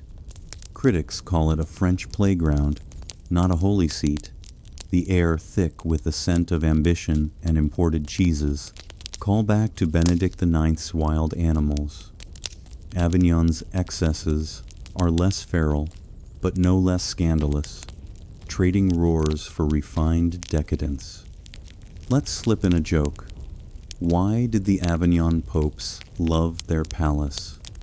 because it had better plumbing than Rome and fancier wine. But seriously, the exile strains Christendom's patience. Italian nobles fume, pilgrims feel abandoned, and the church's moral authority wobbles like a poorly balanced goblet. You wander to the palace's edge, the Rhone glittering below like liquid silver, reflecting a papacy that's polished but distant. The Avignon popes aren't in a hurry to return. Why face Rome's mobs when you've got silk cushions and a cheese course? Yet cracks form, pressure mounting from Italians and reformers who want the papacy back where it belongs, the air growing tense with demands for return. Another joke to keep things light. What did the Avignon popes say about Rome? Too many riots, not enough rosé. In truth, the exile's luxury masks fragility. Every French pope elected here deepens the divide, the faithful questioning if God's vicar is more loyal to Paris than heaven. You recall the cadaver synod's outrage, but Avignon's subtler scandal, a slow bleed of credibility, cuts just as deep.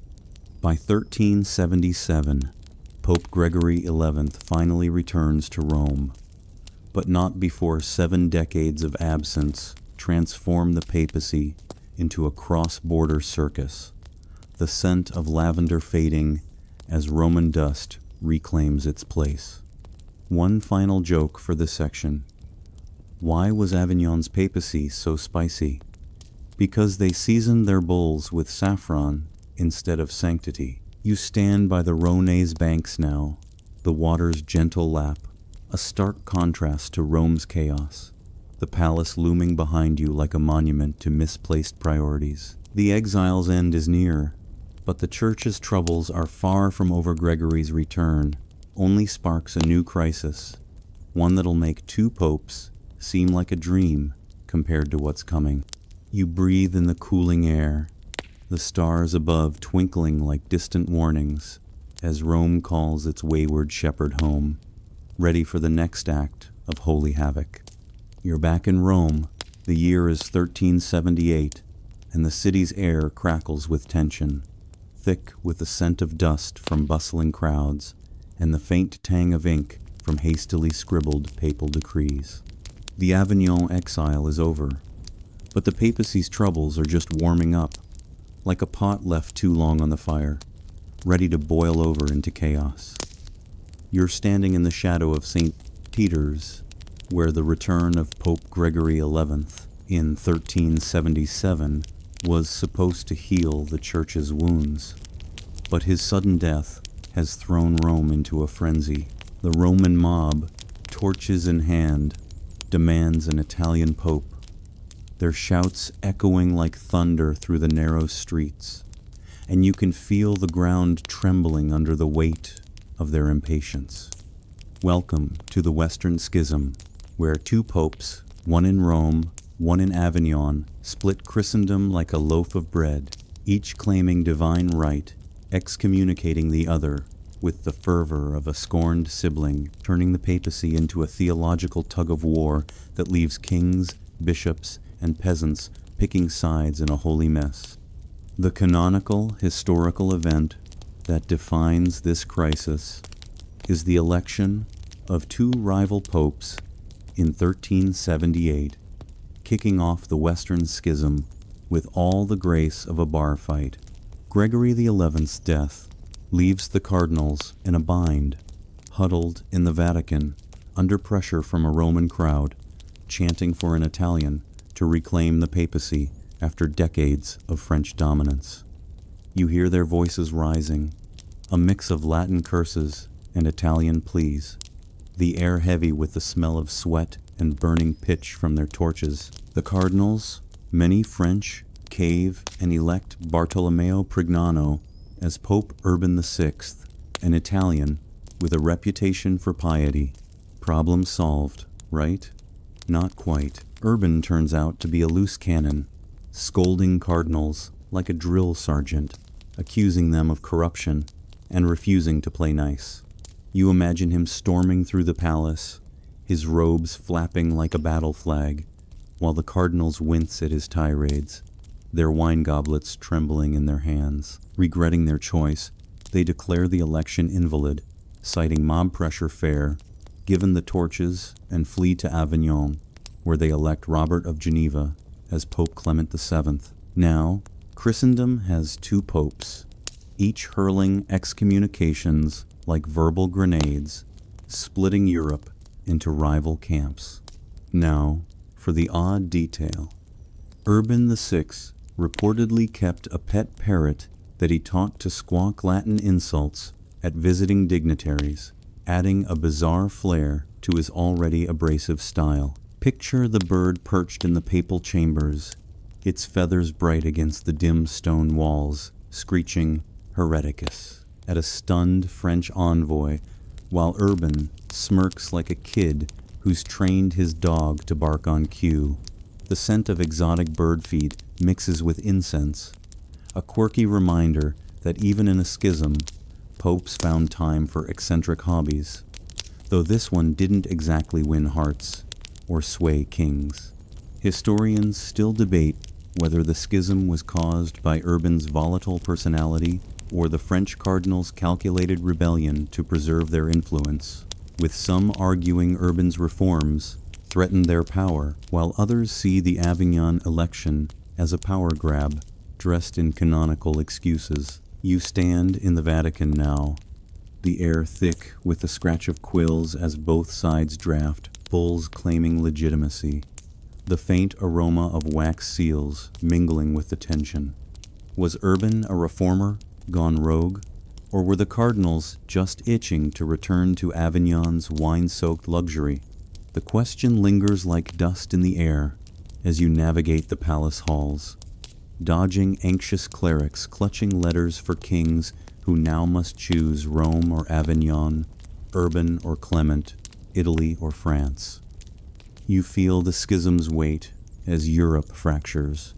France, Scotland, and Spain back Clement in Avignon, while England, the Holy Roman Empire, and most of Italy stick with Urban in Rome. Bishops are baffled, their mitres practically spinning as they try to figure out which pope to obey, the air buzzing with messengers racing between courts. You recall the Avignon papacy's opulence callback to those saffron-heavy feasts. But this is chaos on a new level. Salvation now a matter of geography, like choosing a team in a cosmic Super Bowl. Why did the cardinals elect a second pope? Because one holy mess wasn't messy enough. The faithful, caught in the crossfire, whisper prayers that sound more like pleas for clarity, their faith shaken as excommunications fly like arrows, each pope claiming the others a fraud. You pause in a quiet chapel, the cool stone soothing against your palms, the distant clamor of Rome's streets filtering through like a restless tide. Urban's in Rome, railing against Antichrist Clement, while Clement lounges in Avignon, issuing decrees with French flair, the scent of lavender from those days still lingering in memory. Kings pick sides based on politics, not piety. France backs Clement to snub England, while the Empire supports Urban to counter France. It's less a schism and more a diplomatic divorce, with Christendom's soul as the contested property. You smirk, imagining modern parallels, politicians splitting followers over a tweet storm. Only here it's about eternal damnation, not just votes. Let's slip in another joke. Why did the schism give everyone headaches? Because two popes meant twice the excommunications and no aspirin in sight. Seriously, the schism's absurdity strains the church's credibility. Pilgrims staring at empty basilicas, wondering if God's vicar is in Rome, Avignon, or just on vacation. You hear the rustle of parchment as urban scribes churn out propaganda, his parrot squawking in the background, adding insult to injury. Clement, meanwhile, enjoys Avignon's comforts, his court a mirror of the earlier exile's excess, the clink of goblets, a mocking echo of Rome's turmoil. One more joke to keep the sarcasm flowing. What did Urban VI's parrot say to Clement VII? Polly wants a real pope. In truth, the schism drags on for decades. Bishops hedging bets, parishioners praying to whichever pope's closer, the air thick with uncertainty like fog over the Tiber. You recall the Cadaver Synod's riots. But this is slower burning, a fracture that splits not just Rome, but the very idea of a unified church. The palace feels emptier now, Urban's rants echoing in half-empty halls, his reforms drowned out by his temper, while Avignon's shadow looms large. As you step into the Roman twilight, the stars emerging like hesitant witnesses, you sense the schism's ripple effects. A church divided not by corpses, but by crowns. The air carries the faint scent of burning wax from sealed letters, messengers galloping north to rally support. This double trouble papacy sets the stage for an even wilder twist, where two popes become three, and the church's drama hits peak absurdity. You breathe deeply, the cool night air sharp with the promise of more chaos, as Rome braces for a crisis that makes schisms look simple. You're deep in the heart of Pisa in 1409, the leaning tower casting its wonky shadow over a council chamber buzzing with frustrated bishops and cardinals, their robes swishing like a chorus of annoyed whispers as they try to untangle the church's biggest knot yet.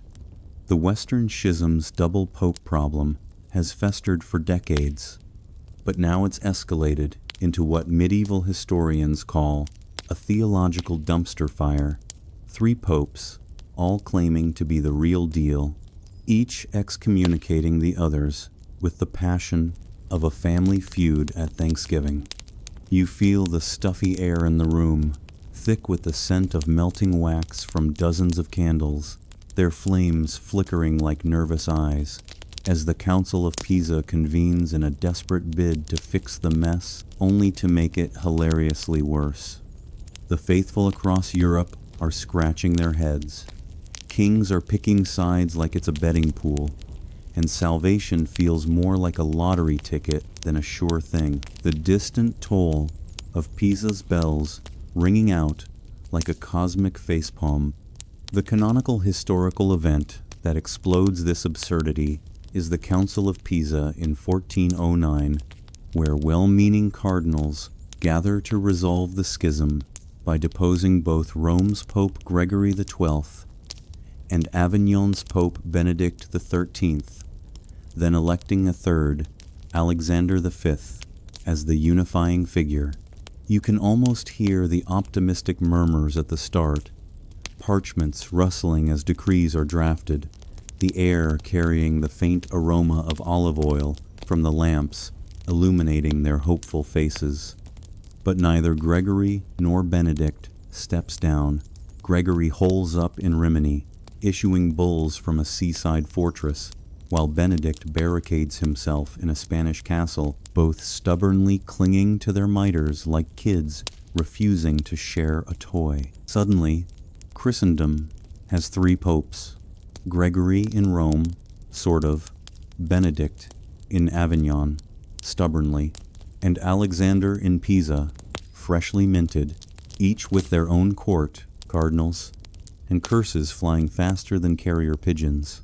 You stand in the council hall, the stone floors cool under your feet, watching the cardinals' expressions shift from triumph to "What have we done?"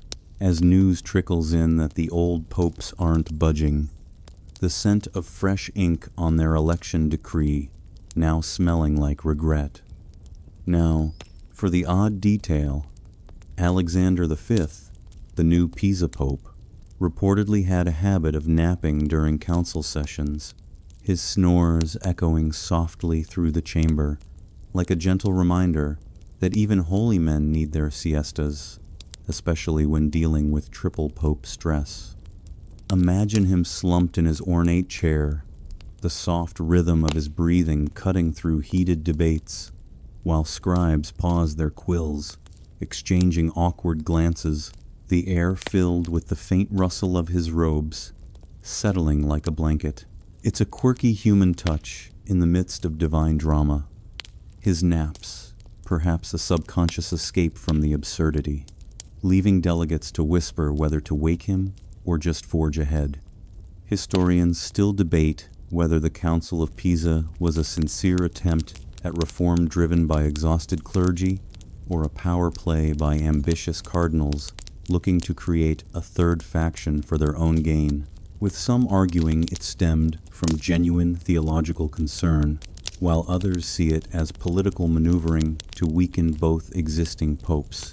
You lean against a column in the hall, the rough stone grounding you amid the swirling arguments, as if the debates of scholars echo the ones unfolding before you, the air humming with the scratch of notes being taken for posterity.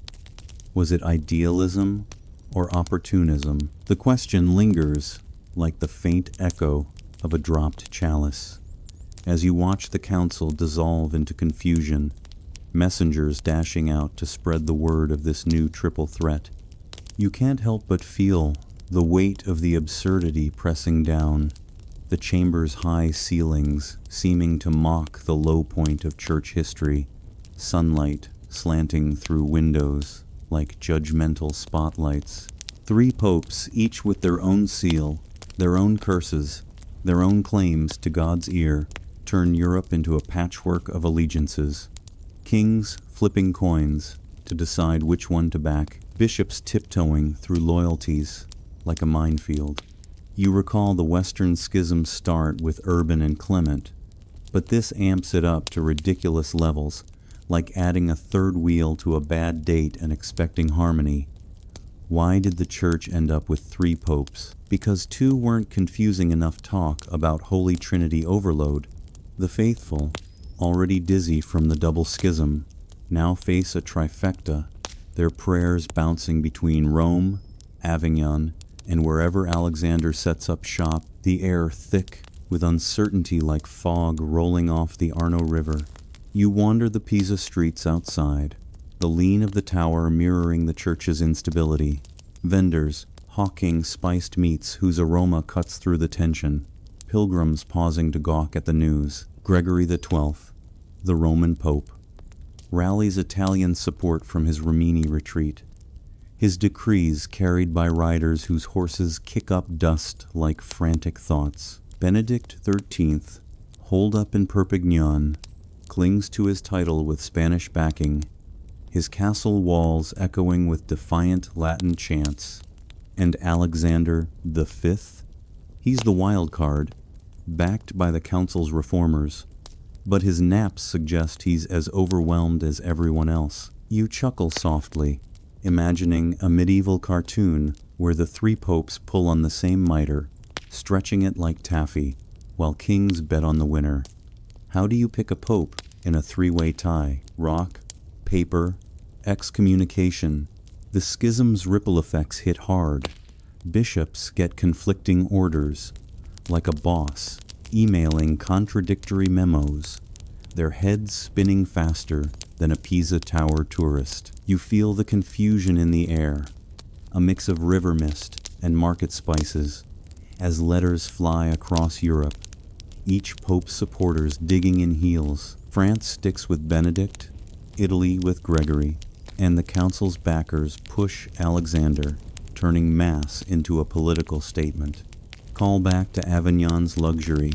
Now it's not about wine cellars, but whose curse sticks, the faithful wondering if their souls are caught in bureaucratic limbo. You pause by the Arno, the water's gentle flow contrasting the storm, sunlight glinting off waves like fleeting hope.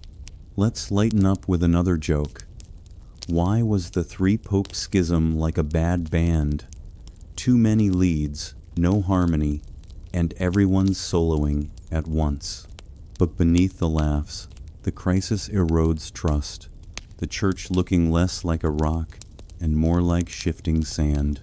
The Council of Pisa, meant to heal, only multiplies the fracture, cardinals regretting their bold move as news spreads, the air buzzing with carrier pigeons' wings. Alexander's brief reign, he dies suspiciously soon after. Poison whispers following leaves, the mess for his successor, John 23, not the modern one, but the triple pope era, though short, brands the schism as peak absurdity, a reminder that good intentions pave the road to holy havoc. You reflect on the tower's lean, a metaphor for the papacy's tilt, the warm Italian sun warming your face as debates rage inside. The three popes refuse to share the holy hat, their standoff dragging until the Council of Constance in 1417 finally sorts it, deposing or pressuring all three and electing Martin V, who promises no more schisms for a week at least. You smirk, imagining Martin sighing in relief, the air clearing like after a storm. Why did it take 3 popes to fix the church? Because one crisis deserves another talk about overkill. As the council adjourns, the chamber emptying with weary footsteps, you sense the era's exhaustion, the scent of extinguished candles lingering like faded incense. The triple pope fiasco callbacks to the cadaver synod's weirdness, proving papal drama knows no bounds. Europe's kings, caught in the crossfire, push for resolution, their courts abuzz with envoys. You breathe in the Pisa air, spiced and sun-warmed, the tower standing defiant, much like the popes themselves. The schism's absurdity peaks here, but the church endures, battered but unbowed, ready for the next scandalous chapter, where a certain Borgia family takes nepotism to Renaissance heights. You glide through the opulent halls of the Vatican in 1492, the same year Columbus sets sail across the Atlantic. But here in Rome, the real voyage is into the depths of ambition and excess, as Rodrigo Borgia ascends to the papal throne as Pope Alexander VI. The air shimmers with the scent of beeswax candles and rich tapestries woven with gold thread, their colors glowing under the soft flicker of light that dances like fireflies in a Renaissance garden. You're stepping into the world of a man who treats the papacy not as a spiritual calling but as a family enterprise. His schemes so bold they redefine what it means to wear the mitre, blending political savvy with unapologetic nepotism that leaves even the most jaded cardinals raising an eyebrow. Alexander's not just a pope, he's a master manipulator.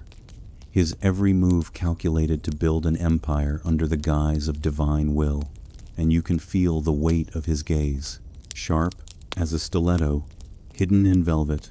The canonical historical event that marks Alexander's rise is his election in 1492, a conclave laced with bribes so extravagant they could fund a small war, or in this case, secure the Holy Office. You watch as cardinals file into the Sistine Chapel, their robes whispering against the marble floors, the air heavy with the murmur of deals being struck behind closed doors. Alexander, a Spaniard with a silver tongue and deep pockets, allegedly showers his electors with palaces, gold, and promises of power, turning the vote into an ecclesiastical auction where the highest bidder wears the crown. It's less a prayerful selection and more a high-stakes marketplace. The clink of coins echoing faintly as votes swing his way, cementing his place as one of the most controversial popes in history, and kicking off a reign that strengthens the Vatican's hold while staining its soul. Now, for the odd detail, Alexander reportedly hosted masked balls in the Apostolic Palace where guests, including his own children, danced until dawn amid rumors of orgies that blurred the line between celebration and sin, with one event featuring chestnuts scattered on the floor for courtesans to gather in ways that left chroniclers blushing behind their quills. Imagine the scene unfolding in those grand rooms, the nutty aroma of roasted chestnuts mixing with the heady perfume of jasmine and sweat, laughter ringing out as masks conceal identities but not intentions. The Pope himself overseeing the revelry, like a benevolent host at a very unholy house party. It's the kind of quirky extravagance that makes you wonder if he confused the Vatican with a Venetian carnival, adding a layer of surreal decadence to his already colorful rule. Historians still debate whether Alexander's bribes were a necessary evil in a corrupt system or a deliberate strategy to outmaneuver rivals like the Della Rovere family, with some arguing he was a product of his time's ruthless politics, while others see him as the architect of unprecedented moral decay.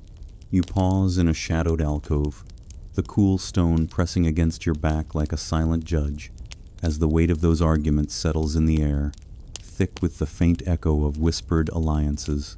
Was he a visionary CEO in robes, stabilizing the church's finances through cunning deals, or just a power-hungry patriarch using the papacy as his personal ATM? The question lingers like the aftertaste of fine wine, as you trace the threads of his schemes weaving through Rome's power structures. You feel the Vatican's pulse quicken under Alexander's touch. His family, at the center of it all, his son, Cesare, a cardinal turned warlord, and daughter Lucrezia, a pawn in strategic marriages that seal alliances like wax on a letter. The palace buzzes with activity, servants scurrying with trays of figs and cheese, their footsteps soft on Persian rugs that muffle secrets. Alexander acknowledges his illegitimate children openly, a bold move for a celibate pope, promoting Cesare to command armies funded by church coffers, his military campaigns carving out Borgia territories in central Italy like a sculptor with a chisel. You almost admire the audacity, watching Cesare stride through the halls in armor that gleams under torchlight, the metallic scent of polished steel cutting through the incense, his father's proud gaze following him like a spotlight. But Alexander's not all swords and schemes. He's a diplomat with a twist, promising favors to French kings one day and Spanish monarchs the next, his letters sealed with wax that smells faintly of lavender, a complimentary bottle of papal wine often tucked in for good measure. You chuckle softly, imagining him at his desk, quill in hand, juggling betrayals like a juggler with too many balls. Why did Alexander make so many deals? Because he figured if you can't beat 'em, bribe 'em all. His court becomes infamous for those lavish banquets, rumors of poison swirling like the wine in goblets, though Borgia poison might be more legend than lethal, enemies dropping suspiciously after dinner, the air tinged with the bitter almond hint of arsenic, or just bad luck. You wander deeper into the family quarters, the soft rustle of Lucrezia's gowns brushing past, her political marriages arranged like chess moves, one annulled, another ending in mystery. Cesare's shadow always looming, whispers of fratricide adding spice to the saga. The Vatican feels like a mafia headquarters with better art, Alexander running it with a sword under his desk and a family crest on the wall, his treasury squeezed to finance wars and weddings, church lands sold off like real estate in a boom market. Why was Alexander such a family man? Because nothing says papal legacy like promoting your kids to duke and duchess. Yet his effectiveness shines through. He stabilizes Vatican finances, expands influence across Europe, and commissions works that beautify Rome, his savvy turning the papacy into a powerhouse, holiness optional. The air grows warmer, with the glow of frescoes depicting Borgia triumphs, their colors vibrant as if painted yesterday. But the scandals simmer beneath contemporaries, accusing him of confusing holy orders with party planning. You sense the tension in the courtyards, nobles muttering about the open nepotism, the faint clatter of dice from a side room reminding you of John XII's gambling hall's callback to those wild dice rolls. But Alexander plays for higher stakes, his family empire, a gamble that pays off until it doesn't. His death in 1503 from malaria or poison or perhaps karma leaves a legacy of strength wrapped in scandal. The Vatican quieter without his bold presence, the scent of his favorite wines fading from the cellars. Let's pause for another joke. Why did Alexander VI love family dinners? Because they always came with a side of conquest, and dessert was world domination. In the end, his schemes redefine papal excess, blending warlord tactics with Renaissance flair. A man who saw the mitre as a crown and wore it unashamed. You lean against a pillar, the marble smooth and cool, breathing in the lingering aroma of history's boldest bets, as Rome pulses with the aftershocks of Borgia ambition. The church emerges stronger, but scarred. Alexander's bold moves a testament to power's double edge, his family blurring lines between royal and religious like no one before. One last joke to ease into the shadows. How did Alexander keep his enemies close? By inviting them to dinner, Borgia style, where the wine might be to die for. As you trace the fresco's edges, the light dimming like a setting sun, you sense the Renaissance shifting. Alexander's era giving way to warrior popes and reformers, his bold schemes, a high-water mark of papal drama that echoes through the ages. You march alongside Pope Julius II through the snow-dusted fields of northern Italy in 1511, the crunch of armored boots on frozen ground echoing like a war drum in the crisp winter air, your breath fogging up like ghostly whispers as the papal army advances toward the fortress of Mirandola.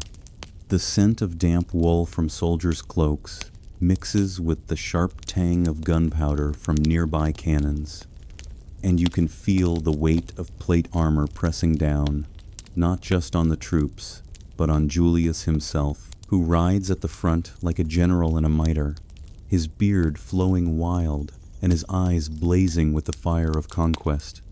This isn't the serene pope waving from a balcony.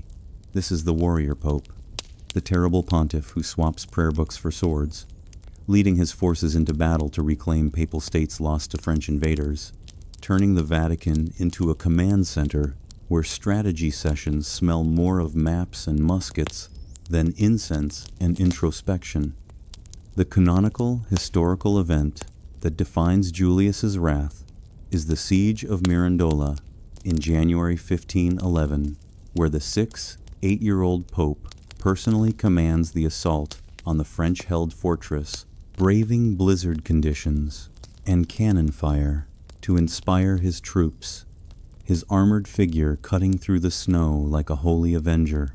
You huddle in the makeshift camp, the wind howling like a chorus of disapproving saints, as Julius shouts orders from his litter, refusing to retreat despite the freezing gale that turns beards to icicles and fingers numb. The fortress walls loom ahead, their stone faces pocked with fresh scars from bombardment, the air ringing with the boom of artillery that shakes snow from branches like divine disapproval.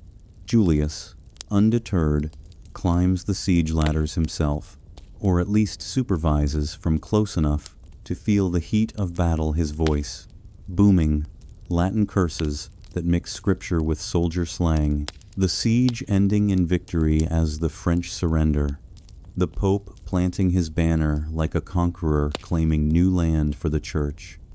Now, for the odd detail, Julius reportedly carried a massive silver mace into battle, engraved with biblical scenes but hefty enough to crack skulls, swinging it during charges as if blending Old Testament smiting with Renaissance warfare. Picture him hefting it in the snow, the metal glinting coldly under gray skies, its weight pulling at his aging arms while soldiers cheer, the clang of it against shields echoing like a very unholy bell toll. It's the kind of quirky weapon that makes you wonder if he saw himself as Moses, with a melee upgrade. The mace's engravings, perhaps depicting David and Goliath, a subtle nod to his underdog fights against bigger empires, adding a layer of symbolic flair to his already dramatic persona. Historians still debate whether Julius's military campaigns were a necessary defense of papal sovereignty against encroaching kings or an ego-driven quest for personal glory that drained church coffers and blurred the line between spiritual leader and secular prince. You trudge through the slushy paths now, the debate swirling in your mind like the flurries around you, as if the snow itself argues both sides, practical protector or armored autocrat. Born Giuliano della Rovere, Julius ascends in 1503 with a hand on his mitre and the other itching for a hilt, his papacy a whirlwind of war and wonder that leaves Rome transformed. You recall Alexander VI's sly bribes and family feasts. But Julius scoffs at subtlety, his wrath a blunt instrument that hammers rivals into submission. The air in his war tent, thick with the smell of oiled leather and strategy scrolls unfurled on makeshift tables. You can't help but smirk at the image of a pope in full plate. Why did Julius II wear armor? Because he figured, if God was his shield, he might as well add some steel for backup. But seriously, his campaigns aren't just posturing. They're a crusade to reclaim lost territories. His armies marching under banners that mix crosses with Della Rovere oaks, the rustle of flags in the wind, like pages turning in a history book he's writing himself. You feel the ground shake under cannon fire at Mirandola, sparks flying like angry fireflies, Julius yelling down rebellious cardinals who dare question his tactics. His Latin roars cutting through the chaos like a sermon with shrapnel. He doesn't pretend piety. He knows what he wants: power, art, and a Rome that gleams under his vision, his warrior spirit, earning him the nickname the Terrible. Not for terror, but for the awe he inspires. Like a thunderstorm clearing the air, the camp comes alive at night, fires crackling with the pop of pine logs, soldiers sharing stories around the flames, while Julius plots in his tent, the glow of lanterns casting his shadow large against the canvas. Like a giant ready to stride across Italy, you huddle by one such fire, the warmth seeping through your gloves, listening to tales of his earlier feuds with the Borgias Julius, despised Alexander's nepotism, calling him a poisoner, while conveniently ignoring his own family promotions, the hypocrisy hanging in the air like smoke. Why was Julius so angry at the Borgias? Because they gave nepotism a bad name, and he wanted to do it his way. His wrath extends to the French, whom he excommunicates en masse, his bulls flying out like arrows, the ink still wet as messengers gallop north, the scent of fresh parchment mingling with horse sweat. You march on with the army, the snow giving way to muddy paths as spring hints on the horizon. Julius's campaigns expanding papal states through sheer force, his alliances shifting like sand today with Venice, tomorrow against them, his diplomacy a chess game where pawns are principalities. The air fills with the clang of blacksmiths forging new arms. The metallic ring, a soundtrack to his vision of a unified Italy under Vatican sway. His wrath a forge that tempers the church into something stronger, if bloodier. Call back to the three pope schisms confusion. Julius would have charged in with his mace, smashing the mess like a piñata at a papal party. He swears like a mercenary, carries weapons openly, and once shouts down cardinals in a council, his voice booming like thunder in a basilica, the echo leaving them stunned into silence. But Julius's wrath isn't all war. It's balanced by beauty, his patronage flooding Rome with art that still stuns today. You imagine him climbing scaffolding in the Sistine Chapel, yelling at Michelangelo to hurry up, the scent of fresh plaster and paint thick in the air. His drill sergeant encouragement in Latin, pushing the artist to create masterpieces amid grumbles and upside-down toil. Why did Julius hassle Michelangelo? Because nothing says divine inspiration like a pope with a deadline.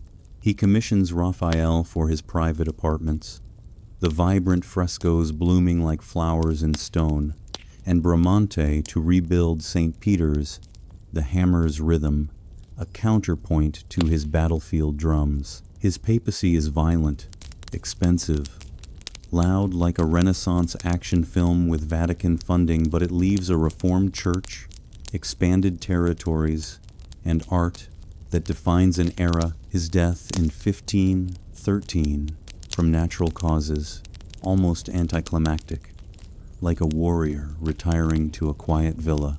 You stand on a hill overlooking the conquered lands, the sun setting in a blaze of orange that mirrors Julius's fiery spirit, the air cooling with the promise of peace, however fleeting. His wrath paints Rome in blood and beauty, a pontiff who rode into battle, but also into immortality through the strokes of brushes and chisels. The wind carries the distant call of trumpets, fading like his legacy's echo, bold and unyielding. You glide into the lavish chambers of the Vatican in 1513, the air rich with the scent of beeswax from gilded candelabras that cast a warm, golden glow over velvet drapes and marble floors polished to a mirror shine, like stepping into a Renaissance salon where whispers of power mingle with the faint tinkling of lute strings from a distant courtyard. Pope Leo X, born Giovanni de' Medici, has just ascended the throne, gliding into the papacy like a silk-slippered aristocrat humming a madrigal, his famous declaration echoing softly in your mind. Since God has given us the papacy, let us enjoy it. You feel the plush cushions of his throne under you, the weight of his embroidered robes settling like a luxurious blanket as he transforms the Vatican into Europe's most exclusive gathering spot. Banquet halls alive with theater productions, exotic pets roaming the gardens, and enough decor to make a minor duke green with envy. Leo's not here to conquer with swords like Julius. He's the indulgent host, savoring the role with a smile that hides the financial black hole left by his predecessor's wars. His reign a blend of opulence and oversight that sparks a firestorm far beyond Rome's walls.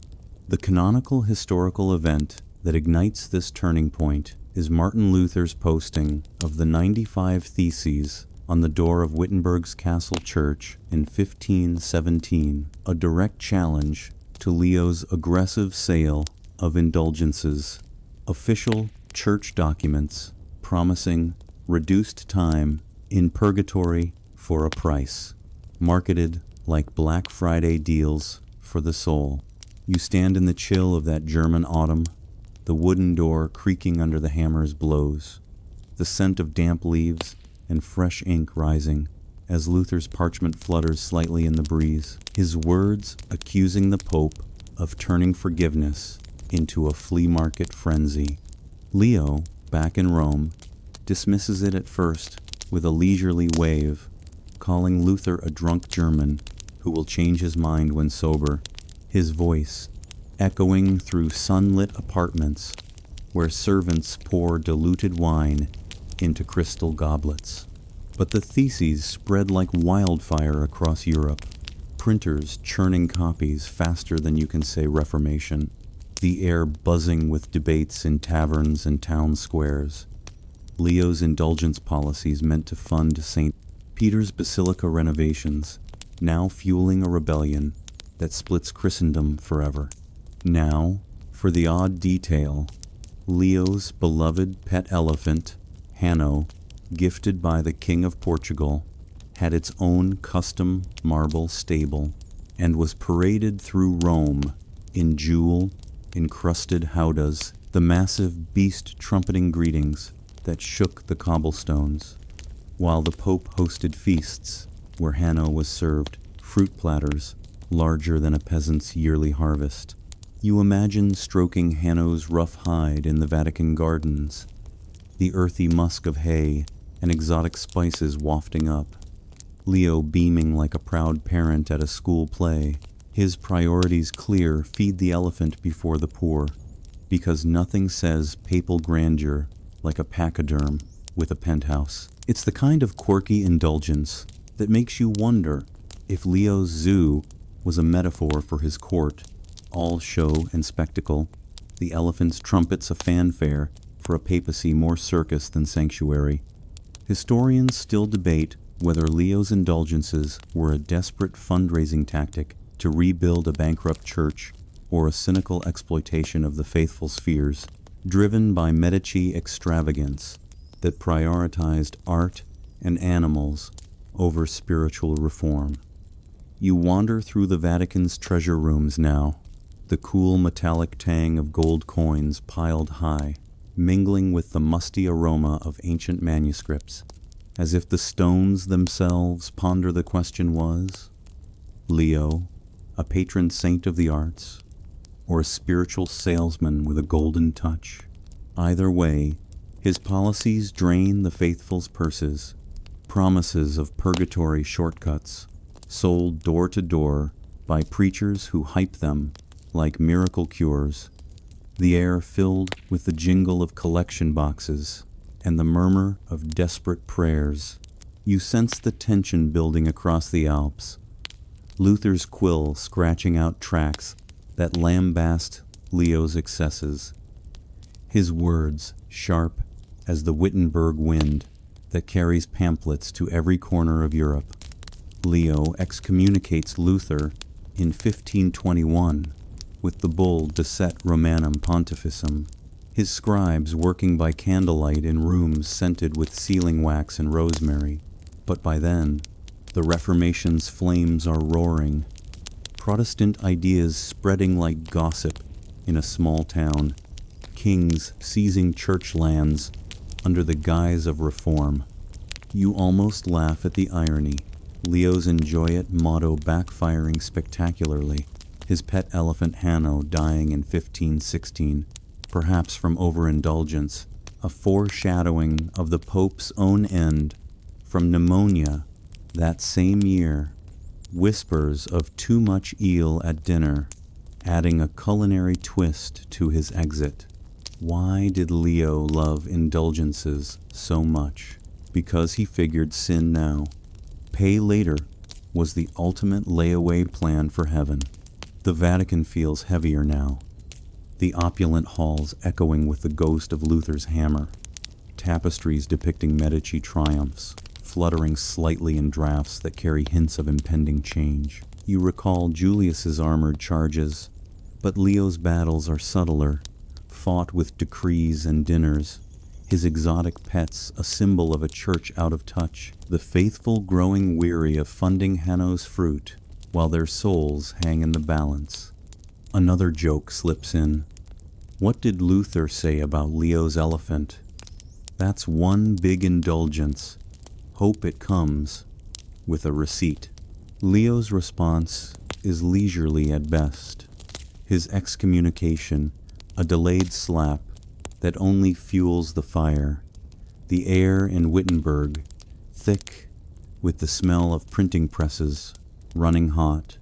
Luther's followers nailing theses to doors across Germany like viral posts in a medieval feed. You pause in St. Peter's shadow, the basilica's unfinished dome, a testament to Leo's ambitions, scaffolding creaking under workers' feet, the scent of fresh mortar cutting through the incense from daily masses. His reign indulges the senses' banquets, where laughter rings out over plates of eel and quail. Theater productions that dazzle with costumes brighter than cardinals' robes, but it ignites a spark that changes history. Luther's rebellion splintering the church like a lightning bolt in a storm Leo never saw coming. You feel the shift in the wind, carrying whispers of reform from the north. The Vatican's gilded fingers slipping on power's reins. Why was Leo's papacy like a bad party? Too much indulgence, and everyone wakes up with a Reformation hangover. In the end, Leo's legacy is a church richer in art, but poorer in unity. His death marking the end of an era where popes could enjoy without consequence. The air cooling as shadows lengthen over Rome. The Reformation's dawn breaking like a new day that's anything but peaceful. You lean back into the softness of your pillow, the room dimming as the last flickers of candlelight dance across the walls, like fading memories of papal crowns and crumbling thrones. The air grows still, carrying only the gentle hum of the fan, a soothing whisper that lulls the echoes of history into silence, each scandalous tale blurring into the next like ink bleeding on ancient parchment. You've journeyed through the turbulent seas of the medieval papacy, from teenage tyrants rolling dice in sacred halls to warrior popes charging through snow with maces raised high. And now, as Leo's indulgences fade into the spark of Reformation, you feel the weight of centuries lifting, leaving behind a quiet sense of wonder at how fragile power truly is, even when wrapped in divine robes. Let the images soften the clink of gold coins, the rustle of silk, the distant trumpet of an elephant, all dissolving into the peaceful rhythm of your breath, the night's embrace wrapping around you like a warm blanket. History's wild ride ends here, but its lessons linger in dreams, reminding us that even popes were human, flawed, and fabulous in their folly. Sleep well, traveler. Tomorrow brings new stories, but tonight, let the past rest. Good night.